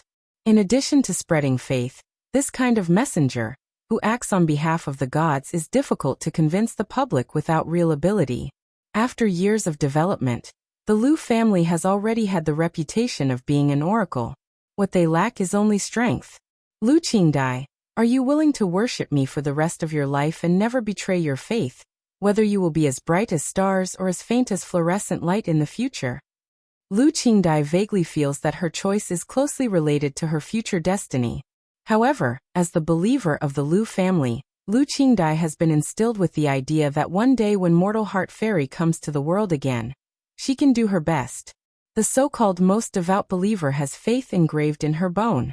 She is willing to work for the immortal she believes in all her life, even without any reward. Many thoughts pass through Lu Qingdai's mind. She can't help kneeling and kowtowing respectfully. I am willing.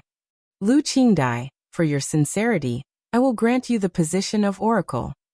You will walk in the world for me, help weak believers, suffering creatures, and spread miracles. Are you willing? I am willing.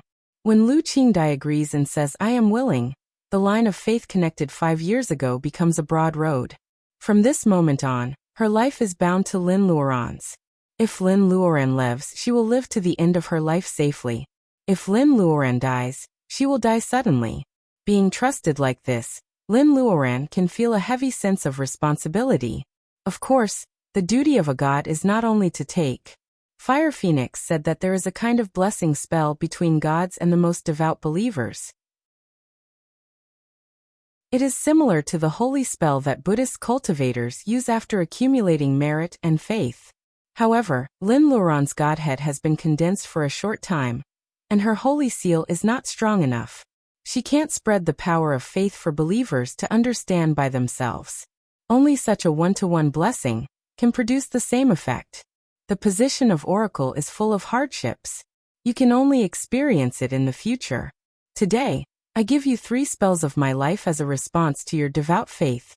Lu Qingdai raises her head when she hears this. 3 spells? Lin Luoran condenses a light spot on her fingertips and flicks it into the fog between Lu Qingdai's eyebrows. The first spell is the listening spell. You can listen to the heart sounds of spiritual things in the world.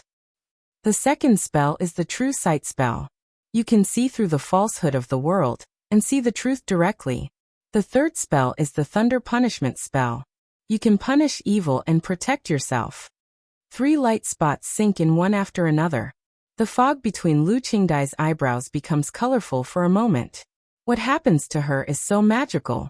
The impact of the blessing makes Lu Qingdai faint directly under the huge stimulation. Closing her eyes, she vaguely hears Lin Luoran's ethereal voice. Knives can save people and also kill people. You have mastered the power that ordinary people can't get. I hope you can take care of yourself and don't kill people. Her head hurts so much. Many things are forced into her head. Lu Qingdai holds her forehead and wakes up. It turns out that she is still sleeping on the cold floor. Night has fallen. For a moment, she wonders if the mortal heart fairy she saw during the day is just her illusion. However, the fog between her eyebrows has been opened. 3 light spots are floating in it. Lu Qingdai remembers what Lin Luoran said and the 3 spells of the holy spell. Thunder punishment? She is a little hesitant in her words. The light spot representing the thunder punishment spell rushes to her fingertips in an instant. Feeling the trembling of her fingertips, Lu Qingdai's body can't help but tremble. A strong impulse to use her strength makes her raise her finger and point to the lotus pond outside the window. Following her intuition, she says 2 words firmly, thunder punishment.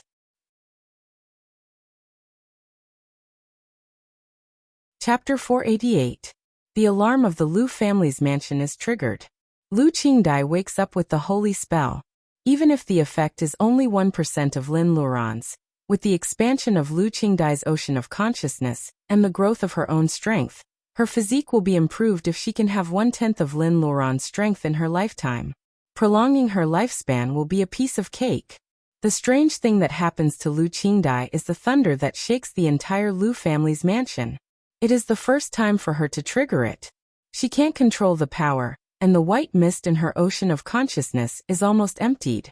The holy spell is not a spell or a spell of arts of nature. Its driving force is the power of faith.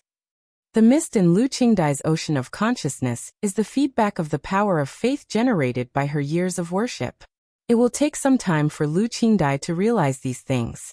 The important thing at hand is that the master of the Lu family decisively blocks the news after listening to Lu Qingdai's narration. The Lu family has an oracle who can act as a deity. The master is excited about this news. The Lu family's belief for many years has been recognized by the true God. He can't wait to drag Lu Qingdai to some self-proclaimed progressive leftists who completely deny Wuxia's personal ability enhancement and Wuxia legends. He wants to let them know that the Lu family has not been crazy for so many years. However, the master blocks the news as soon as possible. Mortal Heart Fairy has returned and granted Qingdai the title of Oracle. Obviously, she doesn't want the Lu family to continue to keep a low profile. The Lu family's opportunity has come. And Oracle, Qingdai needs to make a stunning appearance after building momentum. That will be the best time to gather believers. The Lu family is valued by Mortal Heart Fairy, so they have to show their corresponding ability. The 8th district of the Moonstar. Opposite the direction of the artificial lake, in the east of the 8th district, there are old mansions. Among the elevator apartments, the villas occupying the high ground are magnificent. It is the earliest rich area in the entire 8th district. The Han family, an interstellar merchant, occupies several houses in the villa group. The branches of the Han family surround and guard each other. Han Kueisheng's only daughter, Han Weiya, has been missing for 5 years. In the year 306 of the new calendar, the traces of Mist Zero in this family are getting weaker and weaker. Many people have forgotten the heir who wears a veil all day long and seems to be indifferent and eccentric in the eyes of outsiders. In other words, some of them hope that Han Weiya will never come back. Where there are people, there are fights. The Han family is not united. What makes Han Weiya an eyesore is that she is not only the legitimate heir of the Han family, but also the only daughter of Han Kuei, the only heir. As long as Han Weiya's death is confirmed, even as the head of the family, Han Kueisheng has to comply with the wishes of the family and choose a new heir from the collateral branch. Han Weiya is a girl. After she was born, her mother died early and Han Kueisheng made it clear that he would not marry again. There are many people who want to kill her. She was bitten by a violent monster when she was a child. If Goblin is a natural disaster, then all kinds of arrangements to lure her are man-made disasters. Today's Han family head's villa was destined to be extraordinary. Han Kueisheng looked at the servants who were busy decorating the living room, his face livid. There were a few members of the Branch family who were very active. They shuttled back and forth in the Han family's main residence and took the initiative to help decorate the venue. The ambition on their faces was so obvious that they could not hide it at all. This made Han Kueisheng in an extremely bad mood. In fact, he was not an old-fashioned person.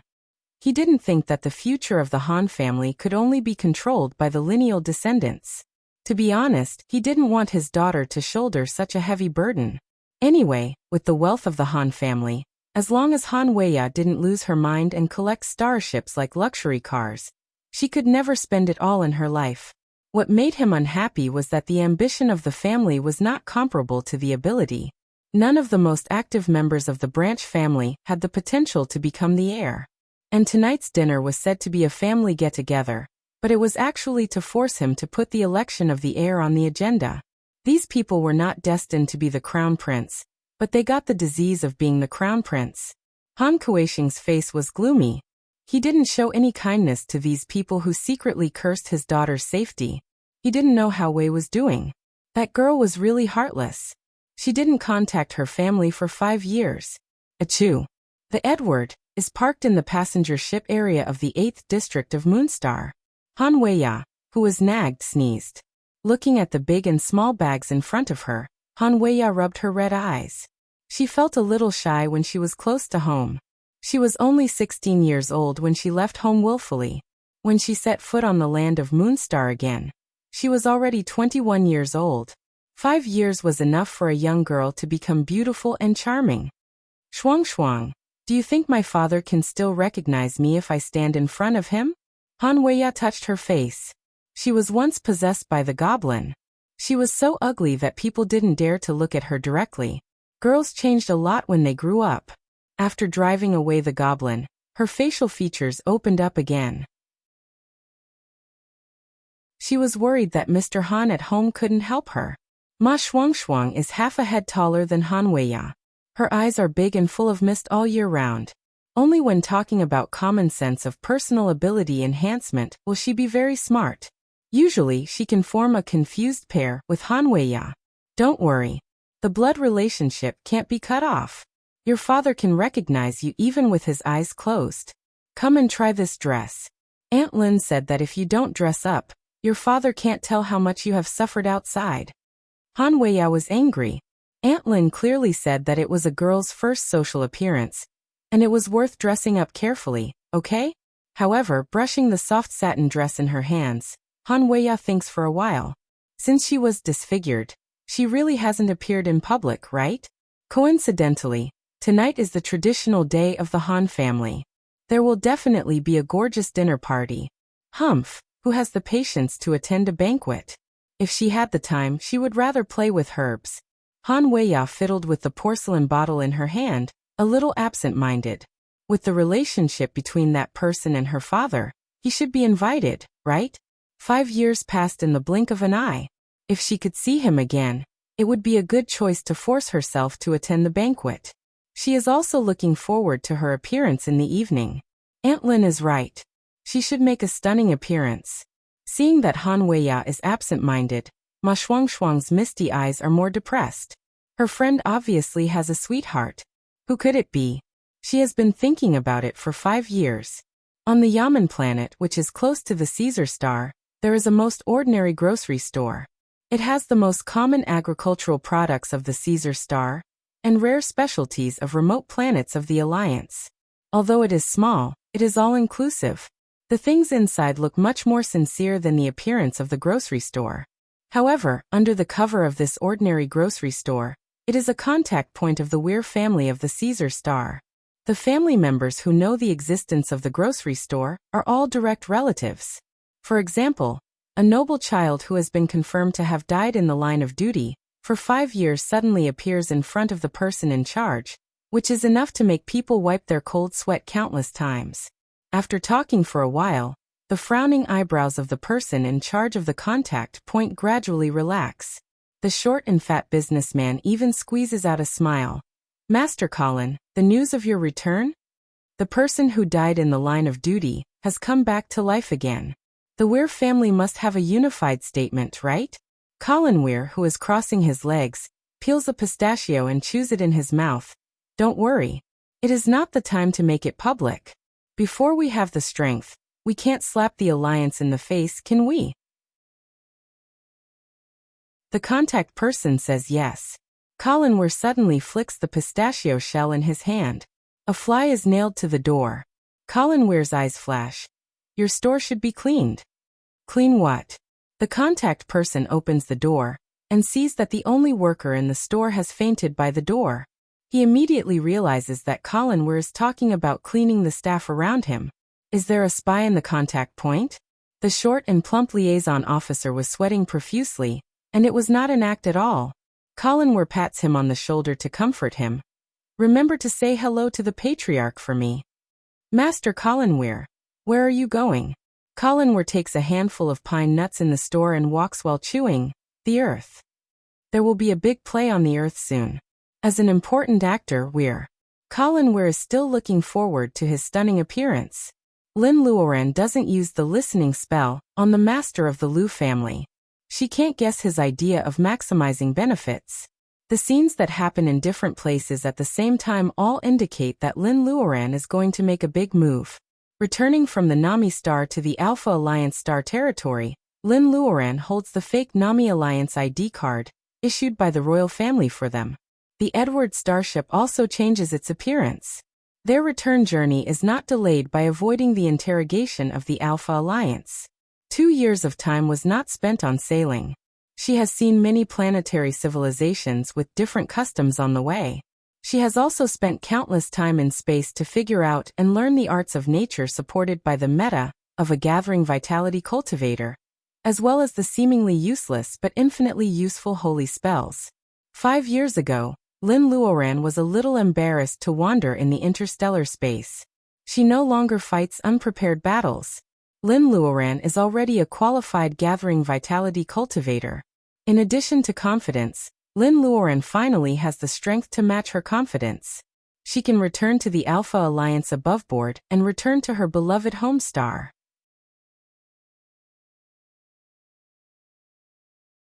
Chapter 489. Han's Family Dinner. It's an interstellar merchant family. Of course, the annual family gathering can't be shabby. People come and go in the Han family. Those who can come back are close friends. The wine is fragrant. It's a grand event on the Upper East Side. When they are drunk, a few members of the collateral branch instigate them to mention the old things again. Han Kuei-shing looks unhappy. These people have some tricks. They invite a powerful senior official in the 8th district to show up. His words are very critical of the Han family's behavior, suggesting that the Han family should have an heir as soon as possible. This senior official is indeed a white man. Han Kuei-shing casually socializes with him. He is annoyed by this man's arrogant look. He thinks they are still before the new era. His words are full of racial discrimination. Han Kuei-shing really wants to throw this white official out of the Han family. However, his old friend who he invited earlier doesn't show up for some reason. That person has been successful in his career in recent years. Han Kuei-shing doesn't have much hope for him to attend the Han family's party.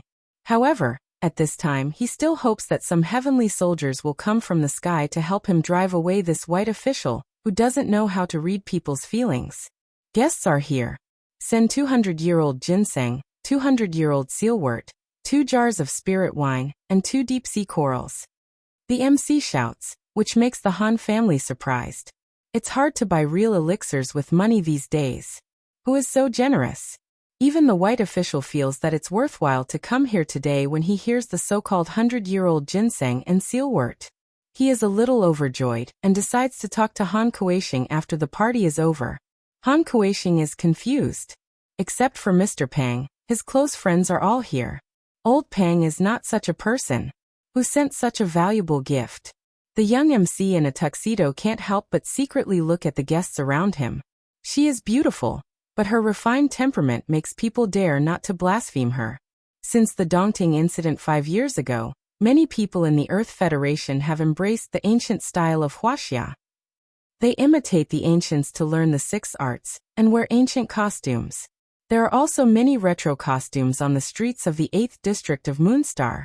However, the MC has never seen anyone wearing Han clothes so elegantly. She is a young beauty in a loose robe with long sleeves and a long skirt. She moves gracefully.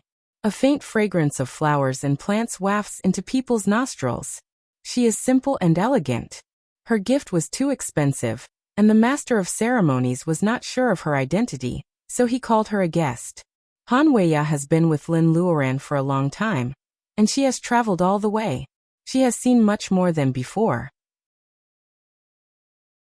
She just wants to give Mr. Han a surprise, so she deliberately gives him a mysterious gift. In her eyes, the gift is very ordinary, but in the eyes of ordinary people, it is a good thing that money can't buy. Thus, as soon as she carried the gift box inside, she had already aroused the curiosity of all the guests present before she even arrived.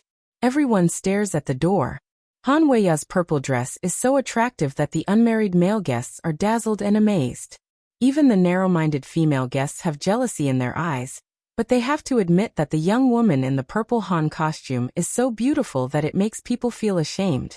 Han Kuei-shing has been staring at Han Weiya since she entered the door. The father and daughter have been dependent on each other for many years. The bond of blood makes him suspicious. However, Han Weiya was only 16 years old when she left the earth. Because her face was ruined, she wore a veil all year round and she didn't grow up. The girl in front of him is so much like his daughter. However, both her appearance and temperament are totally different from his memory. After 5 years, his father has aged a little. Han Weiya has completely forgotten the beautiful thoughts she had before she came here. She has no mood to care whether the other person she expected in the venue is here or not. Looking at Han Kueisheng's weathered face, tears flow down her cheeks like a faucet forgotten to turn off. Wei? Han Weiya nods and throws herself into Han Kueisheng's arms. Dad, I miss you. All the scenes Han Kueisheng had imagined can't compare to this, Dad. The slippery businessman holds his daughter and doesn't know what to do. Thousands of feelings come into his heart at the same time. What? Is that Han Weiya? There is a buzz in the venue. Some members of the Han family who have bad intentions only feel that they have been hit hard by someone. They are so angry that they vomit blood. However, they have to rush forward to show their loyalty and congratulate Han Kueisheng and his daughter on their reunion. Han Weiya's sudden appearance amazes the single male guests and frightens the unruly clansmen. This party of the Han family is really a happy one and a sad one.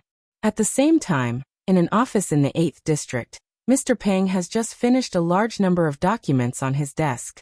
He looks up at the time and pats his forehead.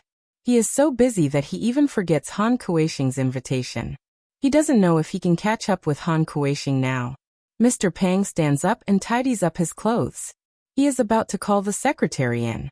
The secretary has been working for him for 7 or 8 years and has become more and more stable. She opens the office door breathlessly. Mr. Pang, she is back. Mr. Pang can't tell whether he is happy or sad. He washes his face and asks, "Who is back?" The secretary steadies her breath. Han Weiya, who disappeared with that man 5 years ago. Mr. Pang's towel falls into the basin. He wants to leave immediately, but years of political career calms him down. Mr. Pang gradually smiles. Except for Han Weiya. Is there any other abnormalities in the 8th district today? The secretary thinks for a while, and tells him the strange thing that the Liu family's mansion by the artificial lake was struck by lightning this evening. Mr. Pang lowers his head and smiles widely. No wonder that man transferred him to the 8th district. There are 2 families here who are related to Mortal Heart Fairy. Sure enough, they can get the news the fastest. Since there is news, it is time for him to move his position, right? Pang Xianzhong sends the news here. This time he won't miss it by accident, right? Lu Qingdai soon receives Lin Luoran's voice. On the 15th day of the 8th lunar month, on the traditional Mid-Autumn Festival of Wuxia, there will be a Miaoing Spell Conference on Mount June. What Lu Qingdai can do is to spread this news as much as possible throughout the Federation, and encourage believers to go to Mount June on that day. Even if the island can't fit all the believers, they should gather in Dongting City. Miaoing Spell Conference? Just from the name. Does Mortal Heart Fairy want to preach Taoism? Lu Qingdai naturally doesn't refuse. After seeing Lu Qingdai's ability, the entire Lu family, who originally disapproved of the family's purpose, also acts quickly as if they have been injected with chicken blood. Of course, it is unknown whether they suddenly change their nature, or they are greedy for the so-called holy spell.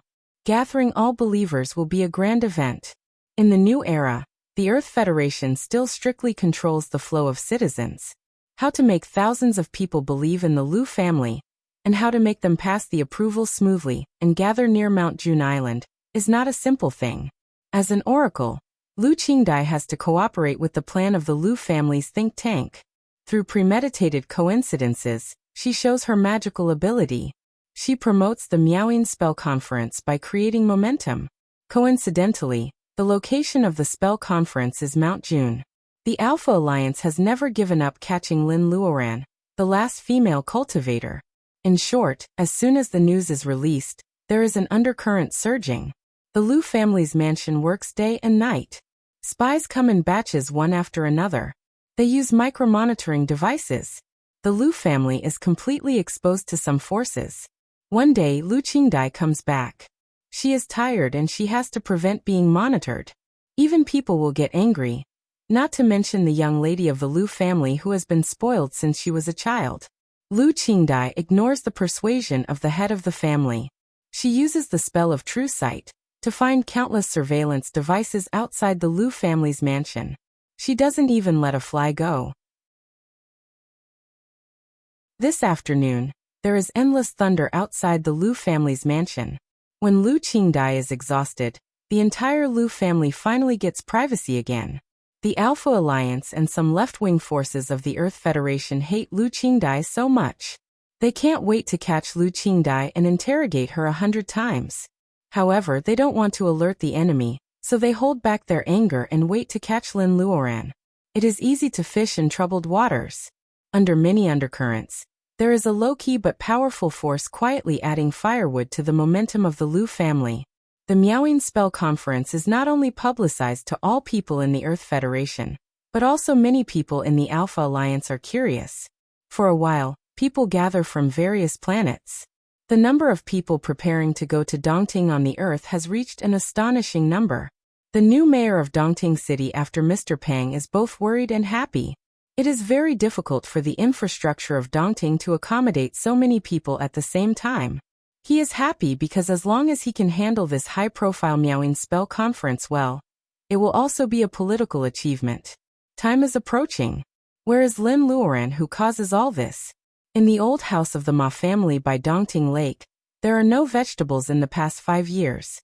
The weeds are knee-high. The 2 big trees in the courtyard are lush without thinning. It is September and they are full of gourd-shaped fruits. Anyway, the owner of this house is not here. Some residents in the community like to walk here and take some fruits home to eat. Today, several old ladies walk to the Ma family's villa again. They find something unusual before they do anything. A green rope flies up and rolls down a fruit. Some people are whispering under the dense branches.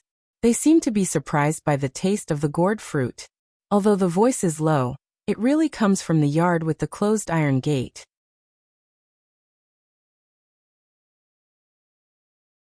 Chapter 490. On the Mid-Autumn Festival, people and the moon are full. Ancient emperors have a ritual system of offering sacrifices to the sun in spring and the moon in autumn. The Mid-Autumn Festival has been recorded in rites of Zhou. Later, nobles and literati also follow suit. They worship the full moon in the sky during the Mid-Autumn Festival to express their feelings. This custom spreads to the people. In the Tang Dynasty, the Mid-Autumn Festival has become a fixed festival. It prevails in the Song Dynasty. In the Ming and Qing dynasties, it has become one of the most important festivals in Wuxia. Thousands of miles away, people can also express their feelings of missing their loved ones by the bright moon. Of course, this is Wuxia before the new era.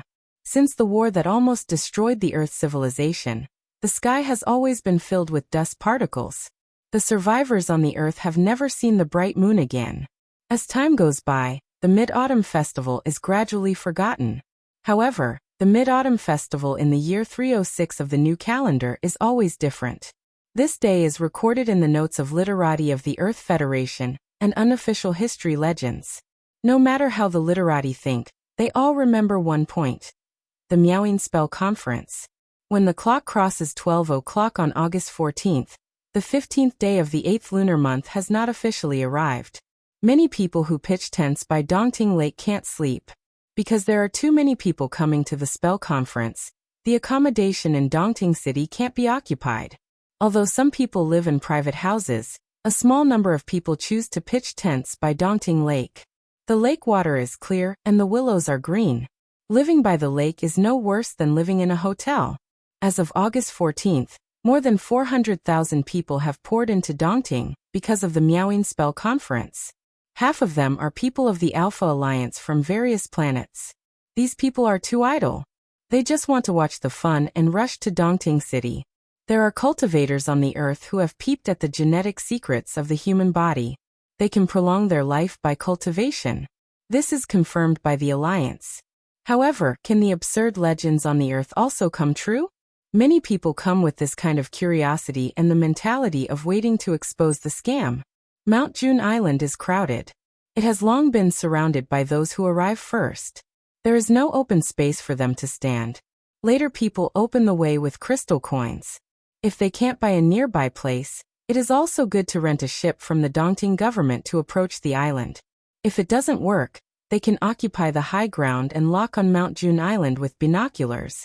Several interstellar TV stations of the Alpha Alliance condescend to come here.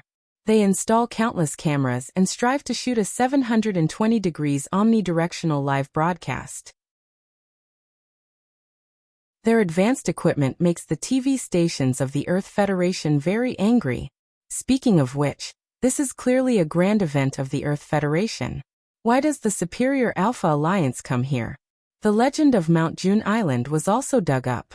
The hosts of each station talked nonsense to catch the audience's attention first.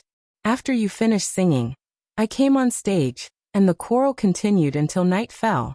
As the sky gradually darkened, everyone knew that the highlight of the night was about to begin. Lu Qingdai is wearing a white dress. She is sitting in front of the painted statue in front of Lu Yiwell. Behind her are a small number of people of the Alpha Alliance. Most of them are believers of Mortal Heart Fairy. Sitting in the middle of a group of believers, the unprecedented power of faith makes Lu Qingdai feel like a spring breeze. She resisted the urge to use the listening spell in front of the statue. Although she wanted to know how sincere these believers were, her behavior was always disrespectful.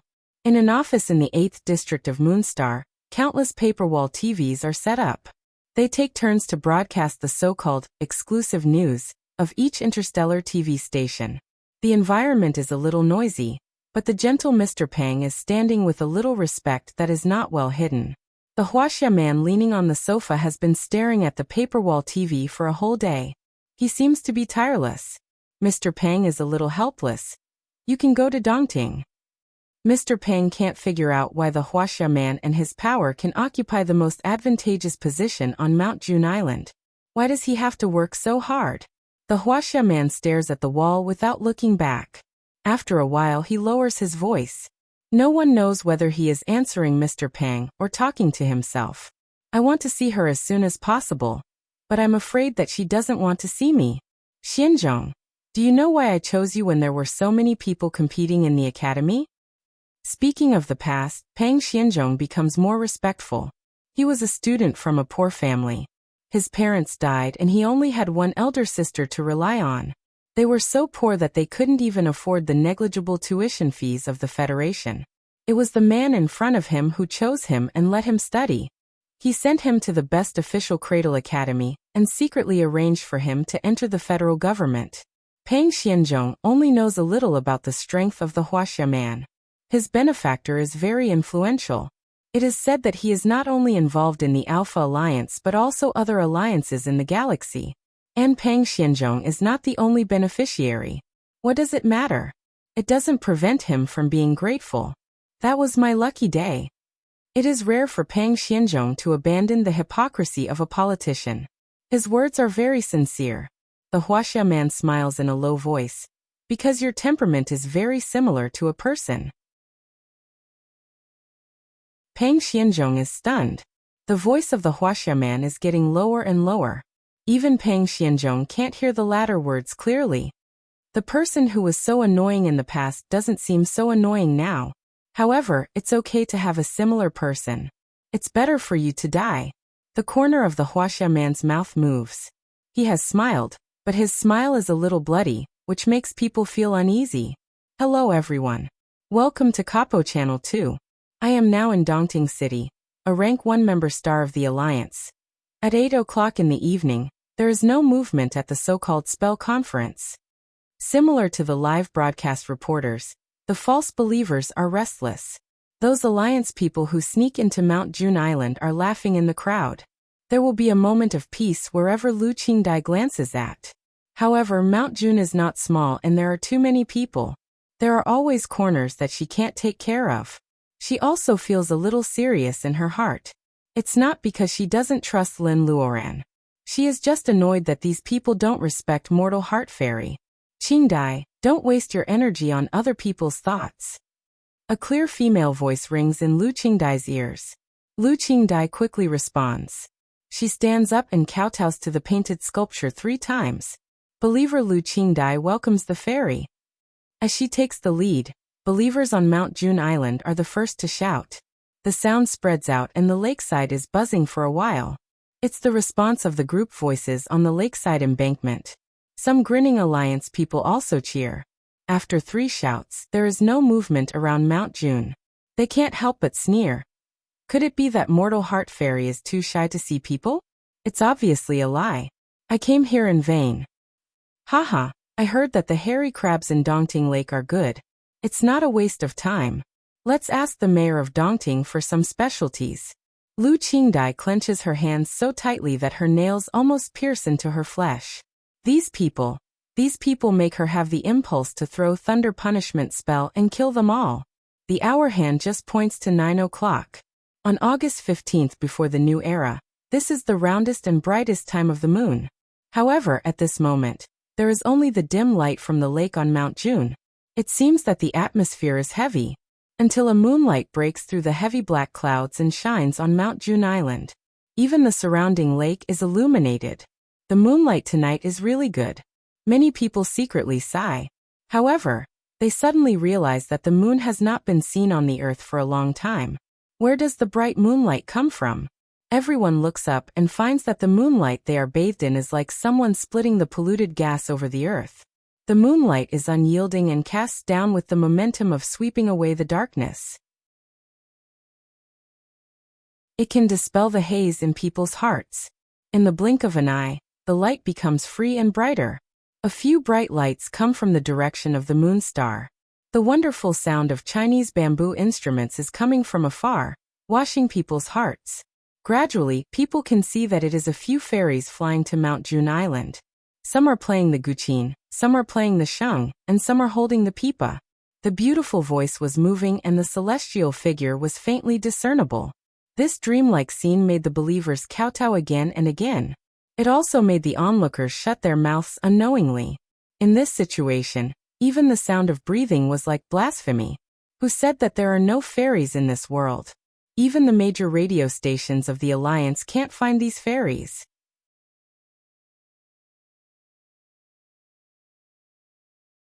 Chapter 491. Which one is Mortal Heart Fairy?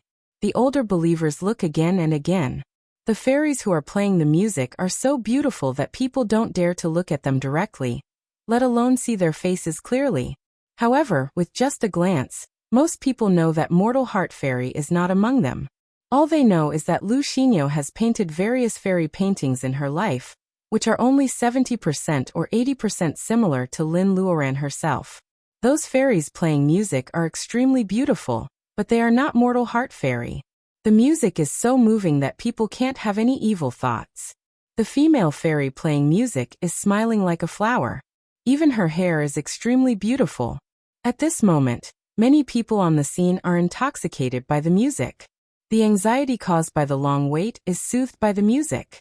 Outside the venue, in the live broadcast, because of the time difference needed for the signal to transmit back, even the nearest member star of the Alpha Alliance from the Earth has just played the scene of the moon rising from the clouds and fairies playing music. After the song is played, the moonlight is still the same. The female fairy playing music is still smiling. When people come to their senses, she still disappears. There is still the fragrance of flowers in the air, proving that the real female fairy just flew down and fell into the mortal world. Still no Mortal Heart Fairy. There is some commotion in the crowd. Lu Qingdai looks around. Mount June Island is shrouded in the cool moonlight. It is full of light. The bustling crowd has already scared the birds on the island away. The colored sculpture standing in front of Lu Yiwell ripples like water. Some people still notice the change of the sculpture and hold their breath. First the hands and feet. Then the dress and shoes are dyed by the water little by little, until the facial features are revealed. People close to the well find that the colored sculpture in front of the well is alive. Lin Luoran ties her hair up meticulously tonight, and wears an emerald jade crown on her head.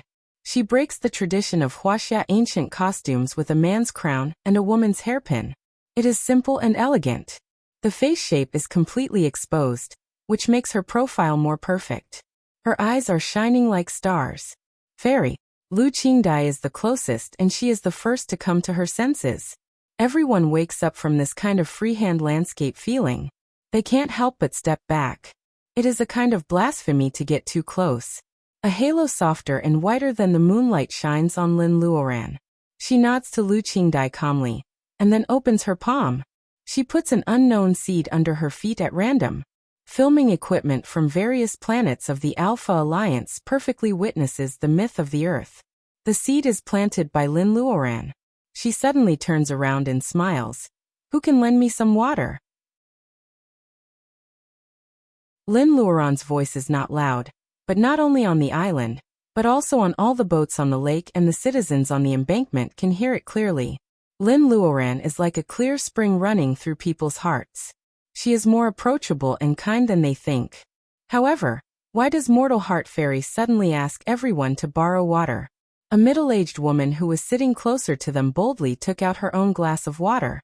The reinforced glass is half full of drinking water. Lu Qingdai takes it and hands it to Lin Luoran. Except for Lu Qingdai, who is a little closer to Lin Luoran, there is already a circle of 30 feet around her. Lin Luoran looks up at the crowd. How can the fragrance of osmanthus be missing in the mid-autumn moonlight? You all come from afar. This osmanthus expresses my gratitude. The water in the glass is poured down, and the silver wire falls to the ground. The seed on the ground is soaked in water. Green light spots like fireflies scatter around. Under the watchful eyes of everyone, the seed takes root and germinates in just a few seconds. It grows branches and leaves. It is no taller than a person. In the blink of an eye, it becomes a osmanthus tree as thick as two people's waists, covering an area of more than 10 meters and more than 15 feet high. The branches of the osmanthus are full of buds. Until these pale yellow osmanthus blossoms, the strong fragrance of the osmanthus pervades the entire Mount June Island, and then drifts to the lake and the shore. Believers are shocked. Even those allies who come to watch the fun and make trouble, and interstellar TV stations who come to expose the truth, are stunned and speechless because of the scene in front of them. Lin Luoran doesn't know when she has gone to the treetops. Looking down from above, the spell conference is full of people. Including the shore of the lake, there are no less than hundreds of thousands of people. When she stands at the highest point of her sight, virtual projections everywhere project her whole body on the light screen from several angles. When she looks down, her face is as beautiful as jade, and she is alone in the world. In the strong fragrance of osmanthus, Lin Luoran casts a little spell to dispel the pollution gas that has been lingering all year round. A full moon emerges from the clouds. Looking from the lakeside, the moon hangs low on the sparkling lake, and becomes a quiet background hanging behind Lin Luoran. In this situation and this scene, only the arrival of an immortal can make such a scene so beautiful. A young man whose hair is dyed in various colors murmurs to himself, which makes everyone angry. It is not only the people who are beautiful but also the lake and the moonlight. It is the meowing spell conference that allows them to enjoy the osmanthus flowers under the moon. In the new era, they have a real mid-autumn festival. Her eyes are still so bright. In Pang Xianzhong's office in the 8th district of Moonstar, the Wuxia man seems to be immobilized the moment he sees Lin Luoran on the screen. After more than 300 years, the earth has really changed. He never thought that he would live for so long, and that he could really see her again after 300 years. She seems to have grown taller, and can cast many spells easily. It can be seen that her personal ability has also improved a lot. Normally, no kind of love can withstand the sharpening of more than 300 years. However, he left his hometown in anger when his love was at its peak. He couldn't get what he wanted. The huge distance between them, the drastic changes of the earth, and the barrier of 300 years make his heart so hot that it is difficult to melt. She has become the cinnabar mole in his palm. The Wuxia man lowers his head and smiles bitterly. It is a pity that he can't see her again. If he does, she will definitely draw her sword and kill him with her temper. Evil light flashes in his eyes. Even if they turn against each other and are no longer in the same camp, it is better than the 3 words Mu Tiannan, becoming an insignificant memory in the corner of Lin Luoran. Mu Tiannan leans on the sofa and drinks up a glass of red wine. As time goes by, old friends are hard to find. In this world, she is the only person he knows. Naturally, he will not give up easily. On Mount June Island, The wonderful sound has passed away and the spell conference has just begun. Lin Luoran's appearance has already made people's hearts boil. The feeling of pure power of faith surging into her body makes her close her eyes. After feeling for a moment, she looks at Lu Qingdai and slowly says, "Qingdai, you are already an oracle. Stand beside me." The light overflowing from her fingertips makes Lu Qingdai like a leaf being blown up. She falls on the top of the laurel tree. Stepping on the soft branches, Lu Qingdai stands respectfully behind Lin Luoran. This great glory is enough to make the master of the Lu family, who looks up under the tree, almost faint with happiness. Believers only feel that it is a lifetime blessing to bathe in the same moonlight with mortal heart fairy. Only the people of the Alpha Alliance in the crowd wake up first and ask sharply, "The word spell conference is originally a traditional Buddhist ceremony on your earth. It is a gathering held to preach Buddhism and worship Buddhas and monks. It is to gather pure food, solemn Dharma objects, worship Buddhas and Bodhisattvas, set up a fast, give food, preach and praise Buddhism." Mortal Heart Fairy, what is your background? Believers look at each other angrily, but they can't refute the Alliance's words. Every believer here knows that Mortal Heart Fairy once lived in the Dongting Dragon Palace. Before the new era, she used to cure diseases in the rain, which benefited many people. However, every god, Buddha, and true immortal has a good reason. Everyone really knows nothing about Lin Luoran's past. Mortal Heart Fairy suddenly appears in front of people. The host of the Interstellar TV sees that everyone is silent, and he is even more proud. He stares at Lin Luoran and says, "It is you who sheltered the survivors of the Earth in the waters of Dongting 300 years ago. Then, during the Interstellar War, when mutant monsters attacked Earth humans, where were you as a true immortal?" Sharper questions are thrown at Lin Luoran one after another. The Alpha Alliance is not unprepared. Lu Qingdai looks angry. The thunder penalty in her palm is about to fall, but Lin Luoran raises her head and stops her. "Even if you don't ask me this question, I will tell you today." Lin Luoran's eyes are deep, and she doesn't seem to lack confidence at all. 300 years ago, I was just an ordinary female cultivator from Wuxia. Because of the rain, I saved people. I held the Immortals book in my hand, and got thousands of believers. On this Mount June Island, in front of Lu Yiwell, I apatheosized myself as Mortal Heart. I was in charge of the waters of Dongting within 800 miles. This is my origin. There is nothing to hide. As soon as Lin Luoran finishes her words, everyone present is in an uproar. Hearing the keywords ordinary female cultivator of Wuxia apatheosized herself, people can't tell how they feel. Some people are disappointed, some people are confused, and some people are shaken. A new immortal who just proved Tao for more than 300 years? Lin Luoran's words almost tear off the mysterious veil covering her. She draws the moon out of the clouds, fairies play music, and drop seeds into osmanthus layer by layer. The people of the Alpha Alliance are excited. People of the Alpha Alliance are happy. The Alliance is not afraid of cultivators making trouble. It is afraid that some cultivators will bewitch people under the banner of religion, and make the Alliance fall into internal chaos. After all, the Alpha Alliance has studied the history of the Earth for many years. It still knows that it is very difficult to deal with religion. Lin Luoran doesn't seem to worry about the reversal of the situation. She looks down at everyone from above the osmanthus. She is not affected by the mutiny, but her tone has been raised.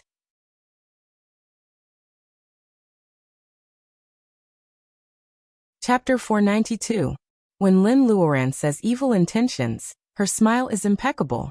She doesn't stare at anyone, which makes the troublesome host of the Interstellar TV blush with anger. In a confrontation between two sides, the most damaging thing was not the sharp words, angry cursing, or reasoning, but the difference in status. The one with a higher status would occasionally lower his status to talk to you, but in reality, it was only because he was interested, and he did not see the other party as an opponent that he could rival. Disregard, blatant disregard, was the best way to let a clown recognize his identity. The impetuous hearts of believers are instantly aroused by the common hatred of the enemy. Lin Luoran is right. From the standpoint of the invader, they accuse Mortal Heart Fairy of not showing up to help people in the interstellar war, and the disaster of mutant monsters. If she can't be forgiven, then the people of the Alpha Alliance who say this are even worse than pigs and dogs. What rank 1 member star?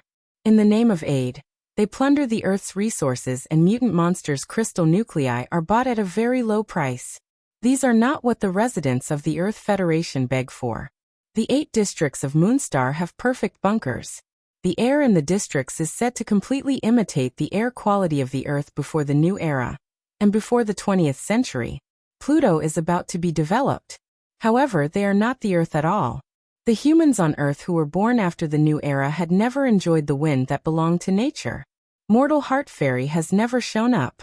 However, the waters of Dongting where she proved her Tao has preserved a pure land for the people of the new era on the war-torn and defiled Earth.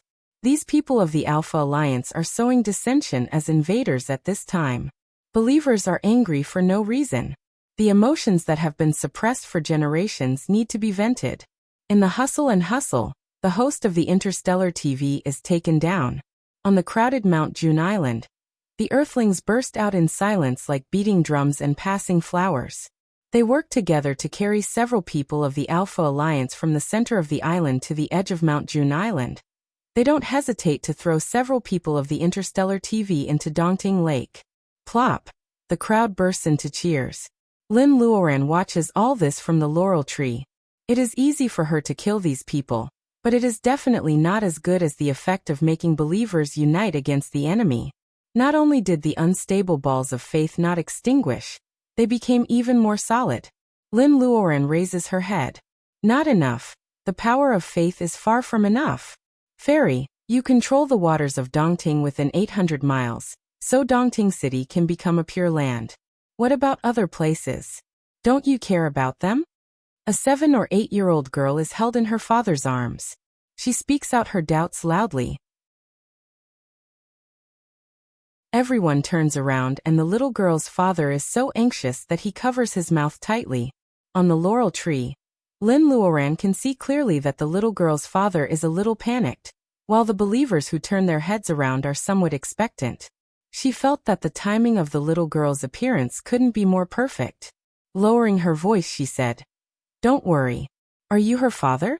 she asks. "Little girl, why do you ask her like this?" The child's father let go of his daughter's hand. The little girl's eyes were black and bright, full of spirit. "Because Dad said that our ancestral home in Hebei is now occupied by mutated beasts. Before Grandpa died, he held Dad's hand and said that he wanted to be buried in the ancestral grave. Fairy sister, can you help us?" Lin is, with, and loud. She is, and Fairy, at Luoran, at, in. Among them, the older believers are the most emotional. Homeland complex is deeply rooted in the Wuxia people. They are old and can't stay in their homeland for a long time. Being buried in their homeland is like returning to their roots. My hometown is Jinling, Xinjiang, Anhui, Namling. Every time Lin Luoran says a place, people respond to her. Everyone looks at Lin Luoran with surprise in their eyes. It turns out that they are not the only ones who miss their homeland. Among them, there are Caucasians and Africans. Lin Luoran doesn't know how they become Lin Luoran's followers. People of the Alpha Alliance look at each other. Civilization is developing too fast. Interstellar navigation is too easy. They have seen too many beautiful scenes in the universe. Most of them can't understand what kind of obsession Earthlings have for their destroyed homeland. Before the new era, the wasteland that was covered in dust and stinky water was still a beautiful blue planet with 70% of its surface covered in water. Even though it had been overexploited and neglected before the new era, it was still a beautiful blue planet with 70% of its surface covered in water. The 7 continents, the 4 oceans, the roof of the world, the extremely hot equator, the extremely cold poles, the strange peaks and lofty ridges, the valleys and valleys, the endless grasslands, and the rainforests with rich species. Earthlings walked into the universe. In the long years to come, they would find planets that were more beautiful, larger, and more suitable for living, but there would not be another planet in the universe like Earth, which had witnessed the glory, suffering, and history of humans on Earth. The bright and charming starry sky was there, and Earthlings only wanted to find their home. Lu Qingdai has been standing behind Lin Luoran without saying a word. Under the laurel tree, on Mount June Island, on the shore of Dongting Lake, the citizens of Dongting City who are watching the live broadcast, the Earth immigrants who moved to the Moonstar, and the vanguard who reclaimed the wasteland on Pluto.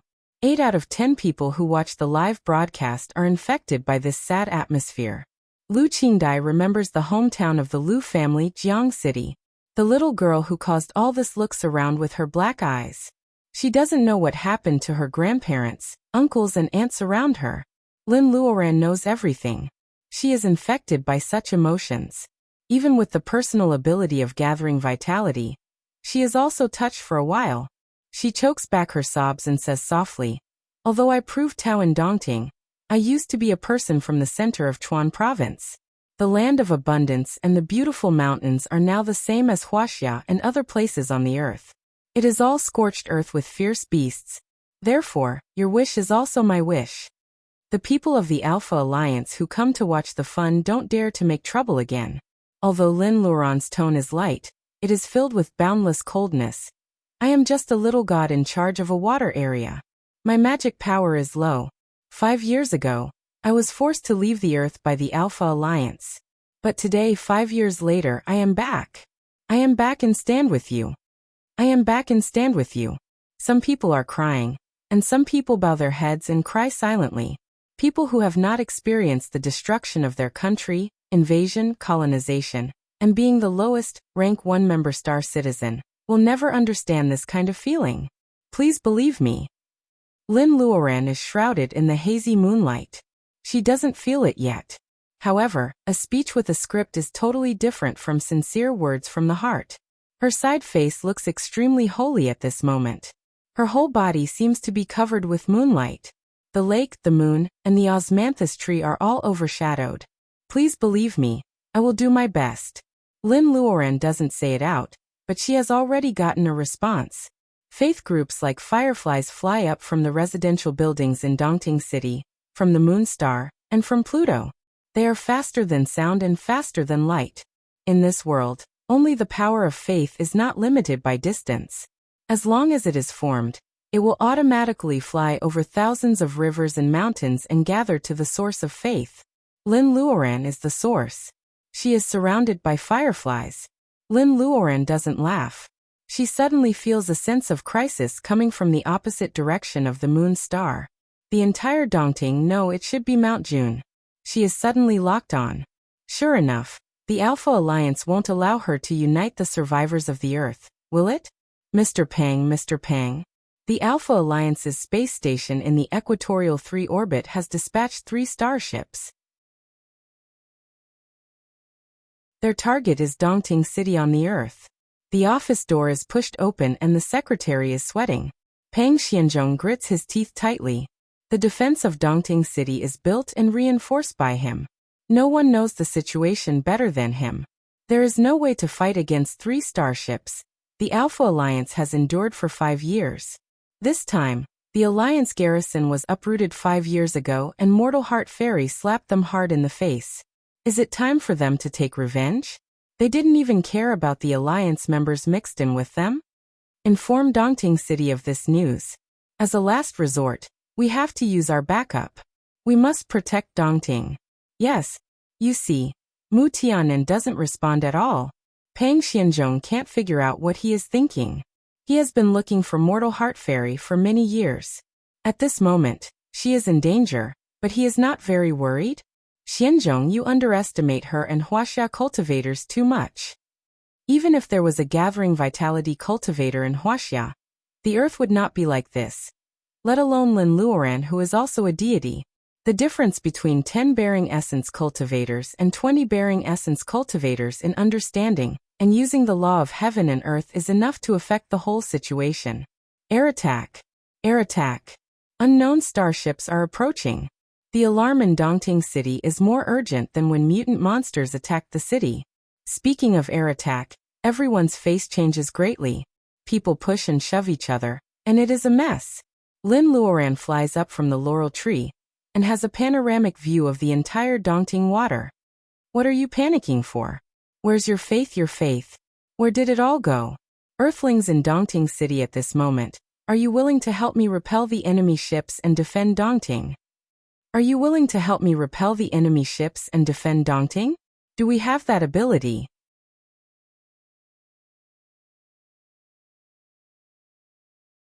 Chapter 493. The sharp siren of the air raid interrupts the unfinished steps of the Miaoing spell conference. Lin Luoran is not worried but happy. Lin Luoran was still worried about how to add fuel to today's spell conference in order to achieve her goal. Now she doesn't know what's wrong with the decision-makers of the Alpha Alliance. They actually made such a stupid move. The Alpha Alliance is too impatient. After today, they have countless opportunities to bring her down. They can't watch her win over the people's hearts.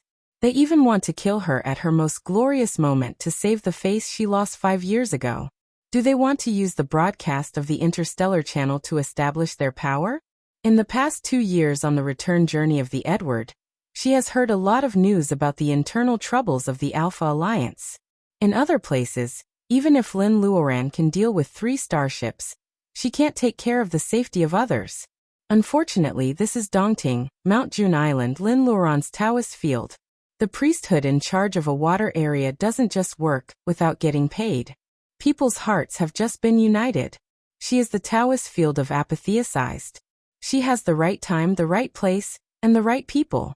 Since the Alpha Alliance wants to add the strongest stroke to the spell conference, she can't stand it if she doesn't accept these people's death. Are you willing to help me repel the enemy ships and defend Dongting? Lin Luoran's question is formal, passionate, confident, and at ease. She doesn't seem to be panicked. She even uses a little art of nature to confuse people's minds in the question. The effect is very good. The defense deployment of Dongting has been activated, and the army has been dispatched. The panicked people are shocked by the confidence in her words. They remember that they are not without support. As the last paradise on the Earth Federation has invested the most money and energy in Dongting City. Although the Earth is only a rank 1 member star, the defense of Dongting City is more than that. More importantly, they still had a mainstay here. No matter when Mortal Heart Fairy becomes apatheicized, she said that she is in charge of the waters of Dongting within 800 miles. When Lin Luoran is about to speak, the 3 starships are already visible to the naked eye. The interstellar standard language through the loudspeaker is condescending and cold. Cultivators below, listen up. You have violated the interstellar criminal law of the Alpha Alliance in 5 years. You robbed the starships of the Alliance garrison, killed the Alliance soldiers, and killed the Alliance public officials. Please don't resist unnecessarily. Before he finishes his words, Lin Luoran laughs. What if I don't surrender? Are you going to launch an air strike? The Earthlings on the rank 1 member star are worthless. There are still many Alliance members in Dongting City watching the fun. You don't care about their lives? Weapons didn't have eyes and could automatically distinguish between friend and foe. Lin Luoran's words spread all over Dongting City. The faces of those tourists of the Alpha Alliance turn green. So many of them were abandoned by the Alliance? A cold response came from the starship. If the citizens of other member planets of the Alliance are implicated because of you, the Alliance will definitely seek compensation from Earth. If necessary, we will not rule out the use of violent means to punish you. The Earthlings in Dongting City all feel the same. They can't suppress the anger in their hearts. Finally, an immortal stands up with them and says that he wants to restore the old Earth and change the current situation of slavery. However, the Alpha Alliance immediately comes to destroy their dreams. It's too much. It's too much. If they don't resist today, they will have no courage to resist in the future. Tourists of the Alpha Alliance are desperate and angry. The Alliance, which has always boasted that its system is transparent and perfect, treats them as cannon fodder. In order to deal with an Earth cultivator, so many of them have to die with him. Compensation? People are dead. What's the use of crystal coins? Shit. Politicians are all hypocritical shit. Negotiation failed. Attack. The electronic voice has no feeling. The artillery is about to rain in an instant. The backup plan ordered by Pang Xianzhong has been launched. Lin Luoran can feel the movement underground. Is that Forget it. There is no need to waste the defense of Dongting. The stamp of the Dragon King appears in Lin Luoran's hand. She looks down at all the states of Dongting. If you don't want to die from now on, there is only one thought in your mind. Defend Dongting. If I fail, you can't leave the earth alive. Defend Dongting. The little girl is held tightly in her father's arms. She is the first to shout with a crisp child's voice. Defend Dongting. The old lady tightly covers her white-haired husband beside her. Defend Dongting. A non-mainstream teenager of the Alpha Alliance can't help but shout out. After thinking of what Lin Luoran said, he shivers and shouts again. The power of hope. The power of hope for survival. The power of faith. If they want to live, they must believe that Lin Luoran can defend Dongting. These shining light spots are absorbed by the stamp in Lin Luoran's hand. The sleeping dragon soul is replenished with energy. The dragon roars deafeningly and a big silver dragon jumps out of the stamp. Dragon. That is a real dragon. The voice of Defend Dongting is louder. If people still have doubts about Lin Luoran, this Wuxia dragon makes them more confident than ever. The silver dragon flies higher and higher. Before the artillery fire hits the bunker over Dongting City, the place where the real dragon hovers makes a complicated and huge stamp with the power of faith. The surging silver dragon and the swarming power of hope interweave into the strongest defensive wall in the world. The artillery fire falls. Some citizens close their eyes tightly and shout, "Defend Dongting," at the top of their lungs. Their fate is unknown and the fear of air strikes. In the next second, will it be the victory that mortal heart fairy said, or the bell of the god of death? Forget it. It's better to die brilliantly than to live a humble life. At least they are still in Dongting. At least they will die in their homeland. Defend Dongting. People clench their fists and open their eyes. Young people, old people, and their mother tongue suddenly appear. Finally, the intensive artillery fire launched by the 3 starships falls on the thin translucent cover. The stamp is as stable as Mount Tai. None of the artillery fire breaks through the defensive cover. Dongting City is covered by the translucent stamp. The artillery fire falls on it. It is more brilliant than any spring festival fireworks in Wuxia before the new era. Lin Luoran looks up at the prosperous city. The stamp has been completed. No attack can break this defensive cover, unless it is a true immortal on the Dragon King of Dongting. No, maybe even a true immortal has to avoid the attack at this moment. It is not the stamp of the Dragon King, the former Dragon King, or Lin Luoran who wins, but these mortals who have never been taken seriously by cultivators like ants. Lin Luoran's mind moves and the bright sword is already in her hand. She suddenly disappears in the air. When she reappears, she is already standing outside the stamp. The shock wave of artillery fire hitting on the protective cover of the stamp makes the heat billow. Lin Luoran holds the bright sword and stands in the wind. Bathed in the fire, Lin Luoran returns from Penglai a few years ago. She saw the upheaval in the center of Chuan, and the ruins of Lin's house. Her hostility is completely stimulated. Her eyes are red. At this moment, she has deviated from the right path, killing. Only blood can sacrifice to this scorched land. Sacrifice to the heroes' cemetery by Dongting Lake. Sacrifice to the little fatty Ma Ming and Sixi of the Mu family who are sleeping in it.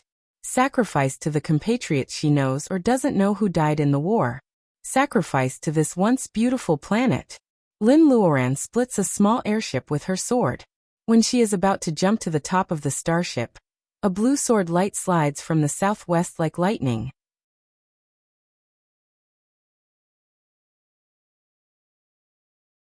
Chapter 494. A sword comes from the west.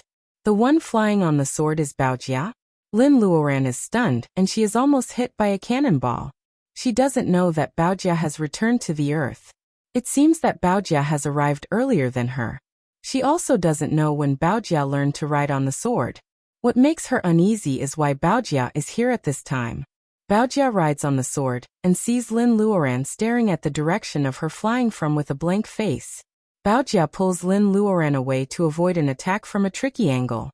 How dare you be distracted at the moment of life and death? Lin Luoran tentatively calls, Baojia? Baojia raises her narrow eyes. No.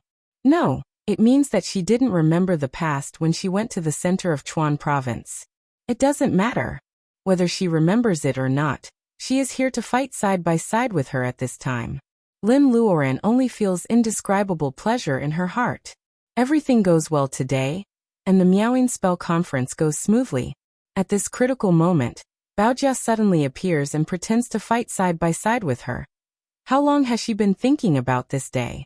The hilt of the bright sword in her hand is hot as if it wants to break away from her. Is it because the snow sword is also here? Lin Luoran turns her head and smiles at Baojia. Let's go to the starship. Seeing that Baojia nods without thinking, Lin Luoran knows that they are thinking the same thing. Why destroy these 3 starships? Don't feel sorry for God. Lin Luoran takes Baojia and disappears on the spot. Water-like ripples appear in the gunfire and dense airships. The 2 of them ride on the sword and shuttle among the gunfire airships. They are the 2 most dazzling scenes above Dongting City. When they appear again, they are already on the starship. Lin Luoran draws a strange circle with her right hand, and a door appears on the shell of the starship. She takes Baojia to fly in and the door disappears. The silvery hull is still there. Earth cultivators invade the starship. Danger! Danger! The alarm is sharp and the direction where Lin Luoran and Baojia appear is almost full of holes.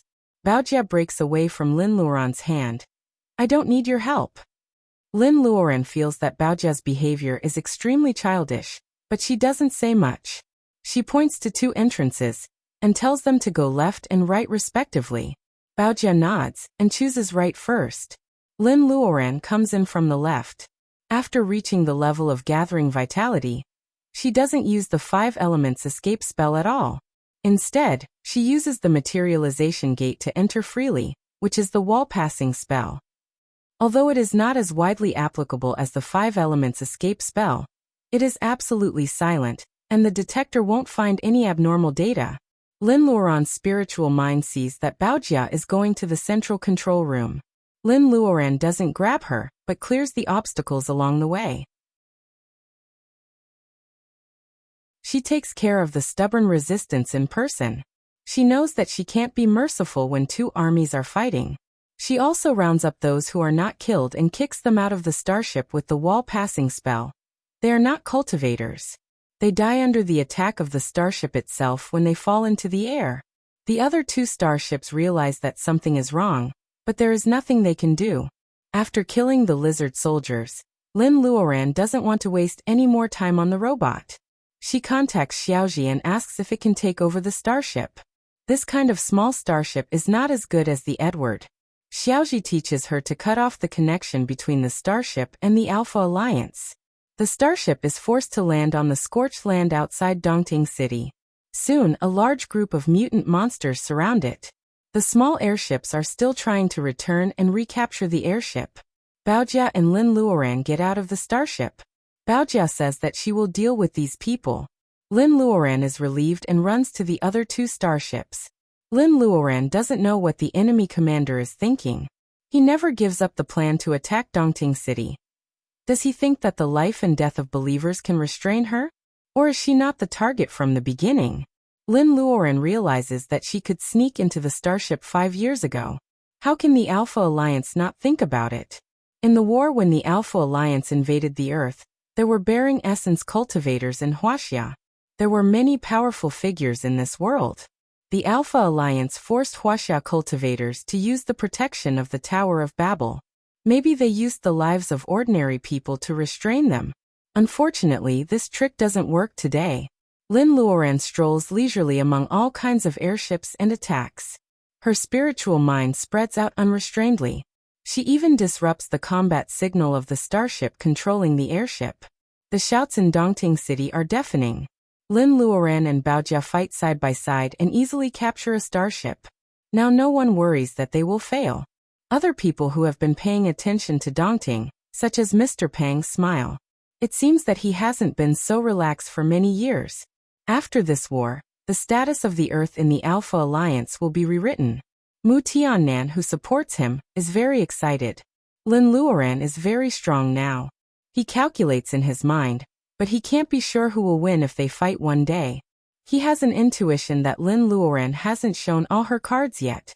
However, he still has a chance to win. Mu Tiannan picks up a glass of red wine with his left hand. He is wearing an old and gloomy bat ring on his middle finger. No one knows how Mu Tiannan has survived for hundreds of years. Brother Mu, who used to be a playboy, has fair skin and a handsome but feminine face. When he tastes the red wine, he looks like a monster. Xianzhong, after the Dongting incident is over, you can officially become the head of the general staff of the Federation. The next step should be the promotion of the Earth. Those people in the Alpha Alliance will never give up until they see the coffin. In the General Senate of the Earth Federation, Peng Xianzhong has just reached the age of 45. Except for the special period of the reconstruction of the Earth at the beginning of the new era, it is rare to see such a young member of the General Senate. In 5 years, Peng Xianzhong has gradually become a mainstay from a rising political star. The equipment of the interstellar TV is too far away, and Lin Luoran moves fast. Mu Tiannan watches for a while, and then stands up. Are you leaving? Mu Tiannan nods. They will win soon. Peng Xianzhong sends Mu Tiannan all the way out.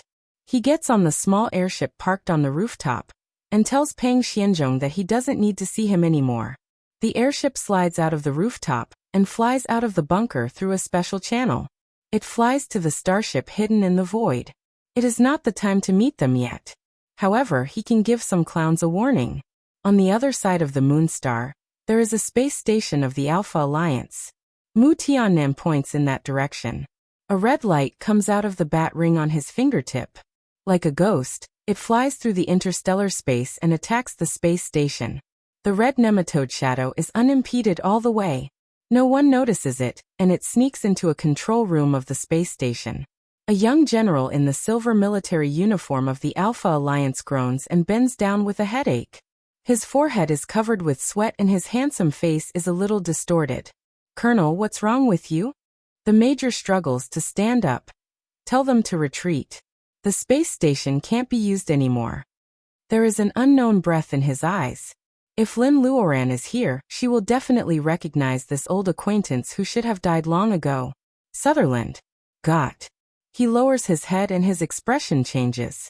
This time he just wants to test Lin Luoran's current strength.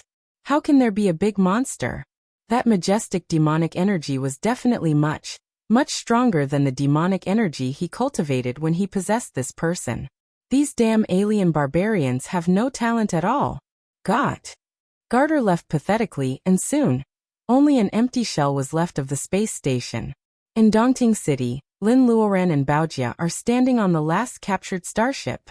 When the smoke disperses, the two of them are pure and beautiful. They are almost the same in terms of appearance and temperament.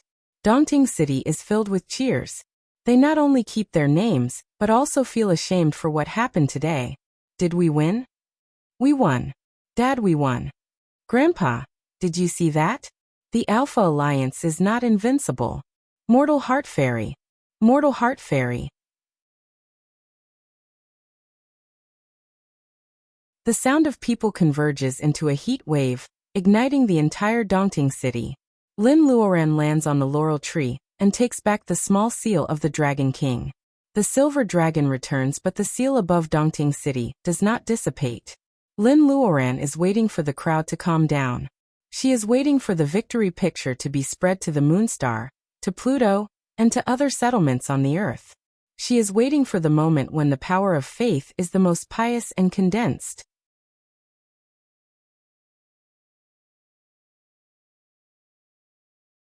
Chapter 495. In this world, there is only one way to build the Taoist root for mortals. The power of faith is endless and omnipotent. It is not mixed with any hypocrisy. Except for the end of the world, she has to preach and absorb believers step by step. She may not be able to build the Taoist root when Mrs. Lin's life is over. But today, all the people are united. They have almost turned Dongting into a city of faith. Han Weiya and Will. If Colin can build the Taoist root at this time, he has to thank the Alpha Alliance. Thank you everyone. Lin Luoran lowers her head and says to herself. Only Lu Qingdai, who is very close to her, can hear these words. Lin Luoran doesn't lie. Faith is mutual. Without the wholehearted trust of these people, she can't keep Dongting. She can't build the stamp above Dongting City either. Lin Luoran closes her eyes and feels the strong power of faith. Dongting has really become her Taoist field. As long as the faith does not collapse, the stamp will not disappear. It will automatically defend when attacked. At this time, Dongting City is immersed in cheers. Baojia has left with a sword. It is the most critical moment. Now is not the time to look for Baojia. She returns to the earth and they will have many opportunities to meet. Lin Luoran whispers a few words to Lu Qingdai and disappears. Mortal Heart Fairy suddenly disappears from the laurel tree. People on Mount June Island are very shocked. On the lakeside, the Earth Federation watching the live broadcast is at a loss for a moment. Lu Qingdai feels that she is standing alone on the laurel tree and countless eyes are focused on her. She is so excited that her mouth is dry. Lin Luoran has gone to the Dragon Palace under Dongting Lake at this time. As soon as she appears in the main hall, Ma Shuangshuang comes to greet her. Aunt Lin. She knows clearly what happened on the shore in the Seaview Pavilion. Although Ma Shuangshuang has matured a lot in 5 years, the grand scene just now is enough to make her heart surge, and she can't restrain her excitement. How's your brother and the others? Ma Shuangshuang nods and follows Lin Luoran all the way to the side hall. In a side hall, there are 3 luminous cocoons at this time. Ma Yiming is in the middle, Han Weiya and Colin are side by side with him. All 3 of them close their eyes. In fact, since the Alpha Alliance attacked Dongting City, this process of building the Taoist root has begun. She had rushed over just to carry out the last step. Lin Luoran takes out the small seal of the Dragon King and the golden booklet. She gave these 2 things to Yuan Yi, but the first apprentice left them in the 9th temple. Without the golden booklet and the small seal of the Dragon King, it would be troublesome for her to do these 2 things today. Seeing that the 3 light cocoons are solidifying, Lin Luoran sets up the golden book and the stamp of the Dragon King. She turns around and asks with a smile, "How about it? Have you made up your mind?" Ma Shuangshuang blinks. Of course. He can be the first alien who can cultivate, but he will only be a servant for 100 years. Brother Colin feels that he is very lucky. Techniques should not be imparted randomly, and cultivators should not accept disciples randomly. The higher her cultivation, the more she could feel the omnipresent power of the law. The karma that the Buddhists talked about was actually very mysterious, but it really existed. She recalled what she had done in the past. Although she could not help but help others occasionally, she did not break the rules when it came to imparting techniques. If a person were to ascend to heaven, there would be no restrictions on helping friends and family to enter the Tao. The first apprentice, Yuan Yi, found the butterfly bush flower for her. He gave up the reward and only wanted to join the sect. The second apprentice, Zheng Tian, was an old acquaintance of hers for many years. He also helped the Lin family to succeed. It was not unreasonable to accept him as a disciple. Cui Wanlu was an old friend. Wang Miao, Yi and her husband also took care of the Lin family when she was trapped in the blood pool underground palace of Jinling. Not to mention the brother and sister of the Ma family. Her brother Luodong made a promise in the past. Shaping the Taoist root for Han Weiya was to fulfill the promise with White Fairy at that time. Han Weiya took out the 10,000-year hollow azurite, which was very precious for alchemists. Lin Luoran gave the result first, but Lin Luoran had to pay back the cause. The most difficult thing is Colin. He has been wandering among the stars with them, and he has always been sincere. If Lin Luoran still took care of him, it would be fine. However, the cause and effect of shaping the Taoist root are too big. Lin Luoran has to make him make a solemn vow to be a servant for 100 years after he becomes a cultivator. As Ma Shuangshuang said, many people would fight for shaping the Taoist root and being a servant for 100 years. Lin Luoran calms down her mind. She picks up the brush she has prepared for a long time. She dips it in ink and writes on the white paper of the golden book that she will exchange the power of faith for the mortal Han Weiya and the mortal Weir. Colin's request to shape the Taoist root. As soon as the ink dries, Lin Luoran has picked up the stamp of the Dragon King and solemnly stamped it. She is a little nervous. Although the method mentioned by Cyan Phoenix is not difficult, few gods have done this since ancient times. On the one hand, the power of faith is precious. They may not sacrifice for mortals. On the other hand, ordinary gods may not have the amount of power of faith she gets today. Time passes very slowly. Ma Shuangshuang's heart is in her throat. It feels like a few minutes or a lifetime. The handwriting on the white paper of the golden book disappears and flies into the sky. Even Lin Luoran's heart is beating fast. Her request has been sent to heaven, not to the broken heaven, but to the law of Tao. The golden book and the stamp of the Dragon King, including her request, are all a kind of procedure. The first two are just things of the heaven. They become tools to transmit information, because they are contaminated with fairy energy. The so-called equivalent exchange is all in her request. Exchange with the power of faith for the mortal Han Weiya and the mortal Weir. Colin Weir shapes the Taoist root. A golden light shines from the sky and goes straight to the Mount June island of Dongting. At that time, Lu Qingdai is acting as an oracle. She conveys mortal heart fairy's next plan to believers. Suddenly she is bathed in the golden light, which makes Lu Qingdai more worthy of being an oracle. The golden light ignores the barrier of the Dragon Palace and finally shines on Lin Luoran. She feels that most of the faith light groups in her ocean of consciousness are suddenly taken away. She hasn't had time to refine the new power of faith she got today. Tao of nature takes advantage of it. The illusory pavilions in her ocean of consciousness are dim, and even the fly Apsara's painted sculpture is a little shaky. The price is so high. Lin Luoran's face turns pale. She almost thinks that her godhead will be broken on the spot. The golden light finally stops absorbing. Her whole body is stiff. She barely hits the three of them with the golden light. She only has time to say building the foundation, and then she passes out. Before her spiritual mind is separated from her five senses, she feels that Ma Shuangshuang catches her. As for what Ma Shuangshuang shouts in her ear, she doesn't hear it. Lin Luoran seems to hear someone calling her an idiot in a daze. She feels the voice is very familiar, but she can't remember it for a moment. The golden light twines around Ma Yiming, Han Weiya, and Weir. Colin Weir moves around the three of them. A force seems to be replicating or stripping something from Ma Yiming's body. Until the golden light disappears, the three of them fall heavily to the ground. Lin Luoran has slept for 7 days. She doesn't dream. When she wakes up, she still feels a little headache. She tragically finds that she can use her spiritual mind, but she can't peek into the ocean of consciousness for the time being. Thinking that someone called her an idiot before she passed out, she shudders. Now thinking about it, it seems to be the voice of the man in robe who taught in her dream. No way. In her impression, how can such a person be flustered and exasperated? Lin Luoran feels that she has an auditory hallucination. She opens the pink light cigarette curtain, and 4 pairs of eyes stare at her with tears. Aunt Lin. Mississippi, Ma Shuangshuang hurries forward to pull up the curtain. Lin Luoran laughs. I am not so sick that I can't get up. After asking about the situation, Lin Luoran is a little happy. It seems that building the foundation is feasible. Come on, let me see your attributes.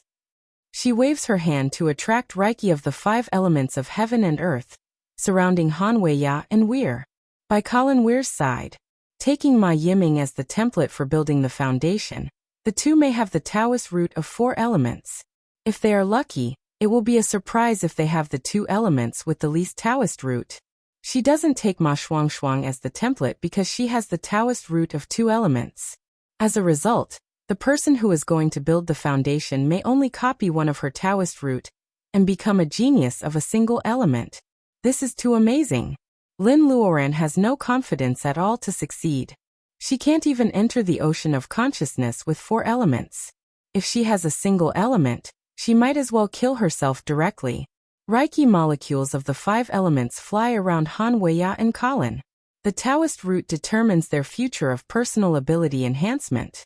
Before the result is found, both of them are extremely nervous.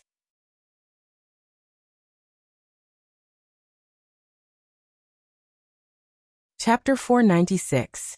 Reiki molecules of the 5 elements surround Han Weiya and Colin. Greenwood Reiki molecules rush to Han Weiya, brown earth and blue water. Han Weiya has the Taoist root of wood, earth, and water. Colin is luckier.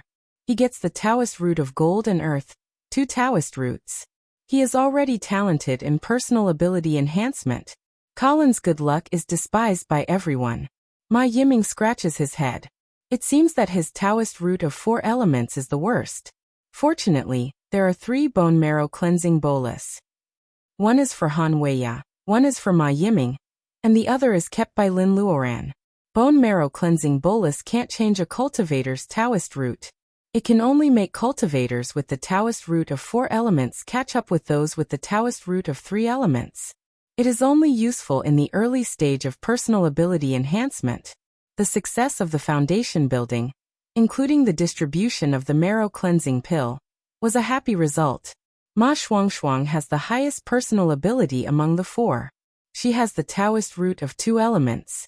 After 5 years, she has no shortage of elixirs and spirit stones. She has successfully laid foundation before returning to the earth. She has become a real female cultivator in the laying foundation period. Ma Yiming originally has the Taoist root of 4 elements. His personal ability enhancement talent is much slower than Han Weiya's. He is only in the middle period of training qi. As for Han Weiya, she has no Taoist root. She has learned alchemy in 5 years, but she can't even command the alchemy furnace. Now that she has laid foundation, she is ready to practice hard so that she can practice the alchemy passed down by Danling Taoist. Without Lin Luoran's order, no one dares to accept the 3 starships outside Dongting City. They are still in the open space outside Dongting City. It has been 7 days since the Miaoing Spell Conference ended. The crowd on Mount Jun Island has dispersed. The Lu family, represented by Lu Qingdai, is waiting for Lin Luoran's order. Before Lin Luoran entered the Dragon Palace, she once talked about the Earth transformation plan. The ozone layer is not impossible to create. With the level of civilization of the Nami Alliance, this technology has long been solved. Otherwise, the Nami star wouldn't have been rebuilt after the war 1,000 years ago. All creatures on the Earth can't survive without sunlight. Sunlight is composed of visible light, ultraviolet light, and infrared light. Half of the sunlight entering the atmosphere can penetrate the atmosphere and illuminate the earth and the ocean. This is the photosynthesis of green plants, which provides oxygen power for human beings. However, the shortwave ultraviolet rays and ultraviolet rays are harmful to human beings and creatures. The ozone layer is a natural barrier to isolate shortwave ultraviolet rays. What was difficult was not the creation of the ozone layer, but its maintenance. After the formation of ozone, its specific gravity was greater than that of oxygen, so it would gradually descend to the bottom of the ozone layer. As the temperature rose during its descent, the instability of ozone would become obvious. Then, after being irradiated by long-wave ultraviolet rays, it would once again be reduced to oxygen. The ozone layer protected this dynamic balance between oxygen and ozone.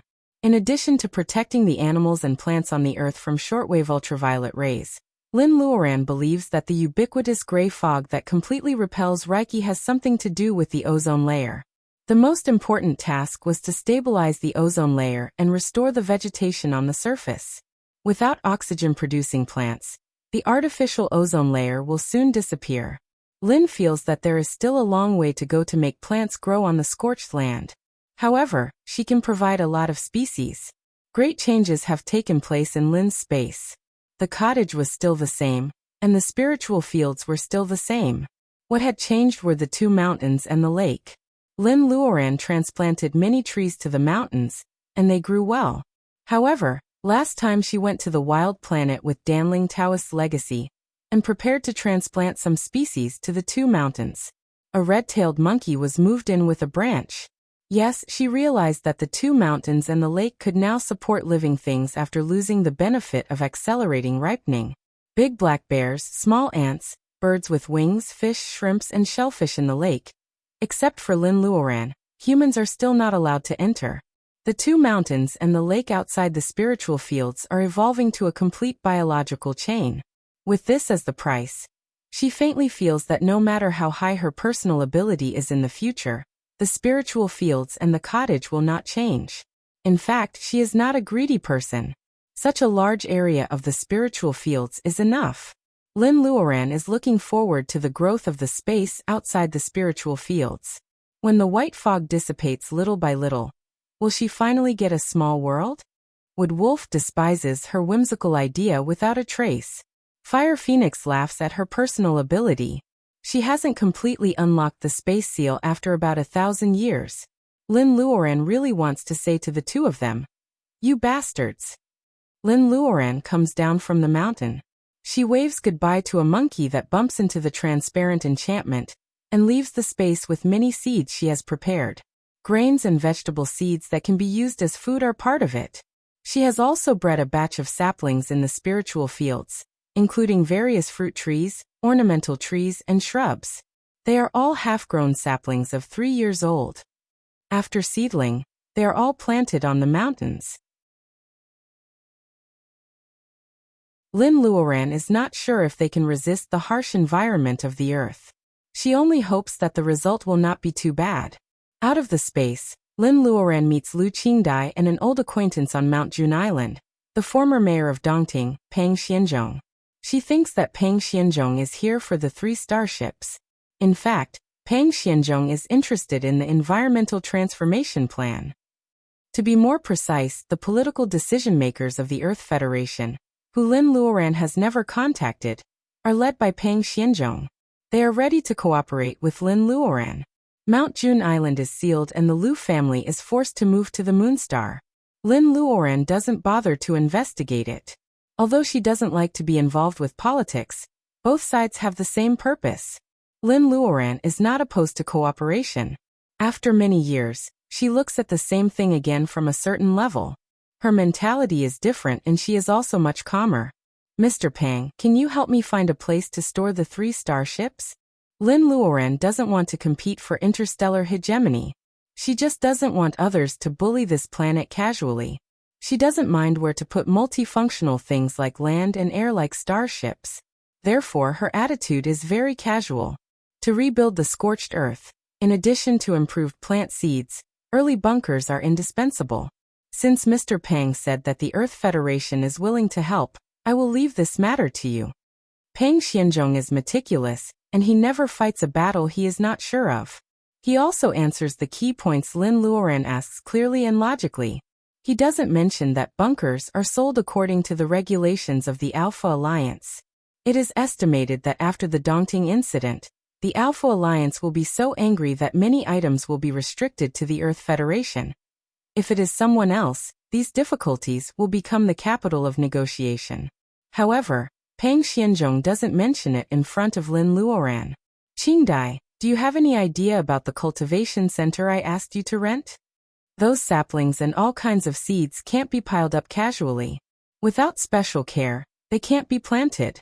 The seeds are fine, but the saplings must have died long ago."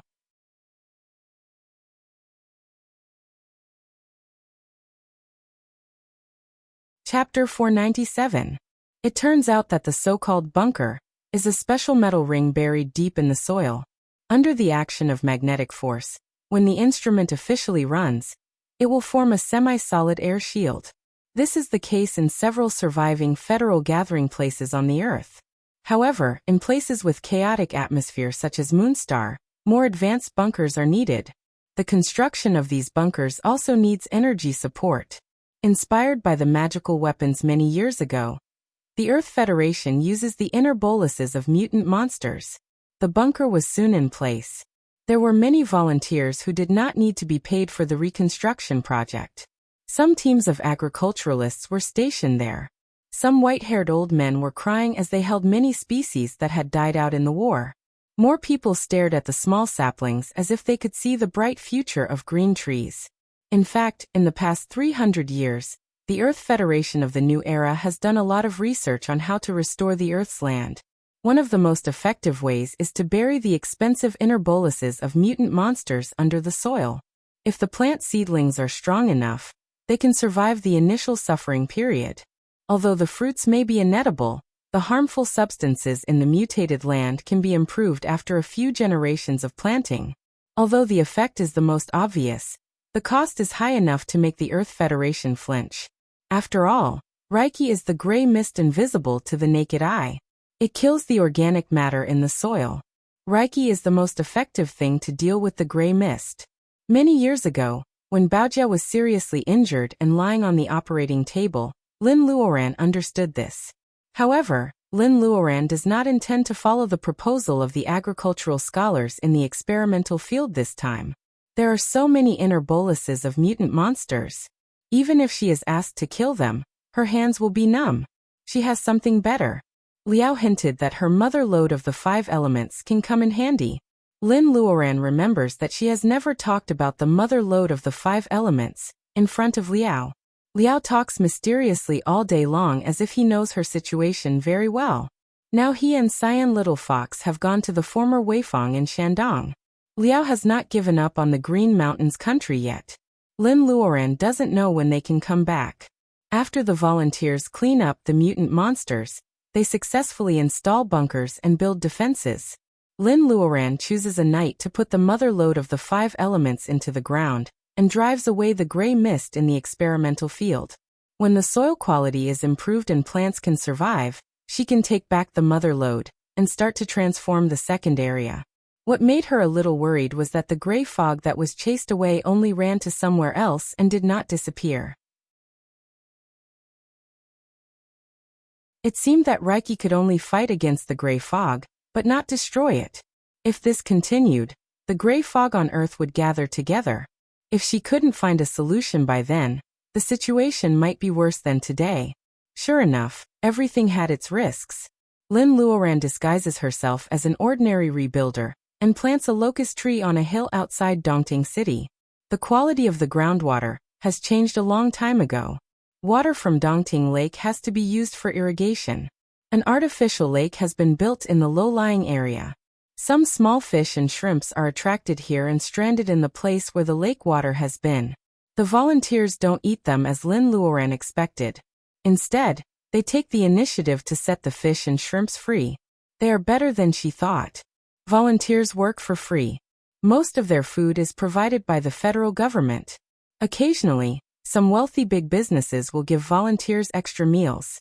For example, today the Han family, an interstellar merchant family in the 8th district of Moonstar, provides 1,000 pounds of white flour. The chopping board and the big pot are placed in the wilderness. Volunteers who are good at cooking take the initiative to cook. They knead the dough and make a fire. More than 100 people steamed buns and made dumplings together. There are too many monks but not enough porridge. Some people get extra meals, and some don't even feel that there is no soup left in the pot. Those who don't get to eat are not angry. Anyway, they are just having fun. In a call, Han Kueisheng watches Han Weiya carefully planting some pine trees. He feels a little distressed. Weiya, do cultivators also have to farm? Han Weiya nods. After asking Aunt Lin's opinion, the federal citizens can apply for an experimental field in the reconstruction area. Half of the field can be planted with greening plants, and the other half can be planted with cash crops. As long as the field is planted for more than 10 years, it will be registered under the name of the citizen. Dad, although this land is remote, it is not easy for me to apply for it. Han Kueisheng just knows that the Aunt Lin mentioned by his daughter is Mortal Heart Fairy. Han Kueisheng sweats profusely when he hears Han Weiya's way of calling Mortal Heart Fairy the same as him. Seeing that Han Kueisheng is absent-minded, Han Weiya hands him a glass of water. Dad, this policy is very promising. There is nothing wrong with farming. Most of the work is done by agricultural robots. However, if we have a private land, I think you can mobilize some people. Our Han family can't leave our hometown for a lifetime. It's boring to stay in the Moonstar. Han Weiya counts her fingers and tells Han Kueisheng all the benefits. Han Weiya is very happy that his daughter has grown up a lot. He regards her as an adult and regards her proposal as an equal conversation between adults. He thinks it is quite desirable. It's a pity that the first application for the experimental field in the reconstruction area has already been issued. Because the news is so sudden, many forces of the Earth Federation are caught off guard. The Han family doesn't get a place and others are not much better. However, such opportunities for private land will only become fewer and fewer in the future. Han Kuei-sheng also feels a little regretful. Even if he can apply for it, it doesn't make much sense to go to a place far away from Dongting City. Everyone knows that the Mount Jun Taoist field is going to stay in Dongting City. Han Kuei-sheng grabs the shovel in his daughter's hand and digs a hole on the hillside. Han Weiya smiles sweetly and plants the small pine tree in the hole dug by her father. She is busy until the evening. Pine trees are planted on this scorched land. Han Weiya's dream is to have a pine forest of her own. Watering and fertilizing, Han Weiya's nose is full of sweat. The saplings, seeds and fertilizers received for the first time are all free. The Han family is not short of money, but Han Weiya still hopes to plant successfully for the first time. The siblings of the Ma family and Colin all have their own experimental fields. She doesn't want to lose to her friends. It gets dark and the Ma family's villa becomes lively again. Compared with the cold dragon palace, the Ma family's villa is much warmer. Anyway, no one can imagine that mortal heart fairy lives next to Dongting people. People of Ma Yiming's generation have never farmed by themselves since they were born. The scorched land is hard. Although they have the help of robots, they still work harder than farmers before the new era. If they don't have a strong body, they really can't bear this hardship. The four young people wash off their sweat and exchange some farming experience. Lin Luoran has already asked them to eat with a smile. The calabash fruit in front of the yard is a little sour when eaten raw. It tastes crisp and sour with some garlic sauce, just like eating pickled cucumber strips. Fried water spinach, braised pork with dried vegetables, and steamed eggplant with green peppers are all home-cooked dishes. Without the picky and poisonous cyan little fox, Lin Luoran's casual cooking is very popular. Even Han Weiya and Ma Shuangshuang eat 2 bowls of rice. After eating, the four take the initiative to clean up the dishes and are about to go back to the room to cultivate. Lin Luoran stops them. I will go to the center of Chuan province in 2 days. I don't know when I will return. Dongting City's affairs are all yours. Contact me if there is an emergency. Colin nods. Shall I go with you? Lin Luoran refuses. After the Miaoing spell conference, Baojia leaves quietly. Except for the center of Chuan province, Lin Luoran can't guess where she will go. You're tuning in to the Li Mei's Wuxia Whispers YouTube channel. We're so grateful for your support, and don't forget to subscribe to join us on this incredible journey through captivating stories. Your generosity through donations truly makes a world of difference, as it's the primary source of revenue that allows me to expand and enhance this channel for you. Thank you from the bottom of my heart for being a part of this adventure.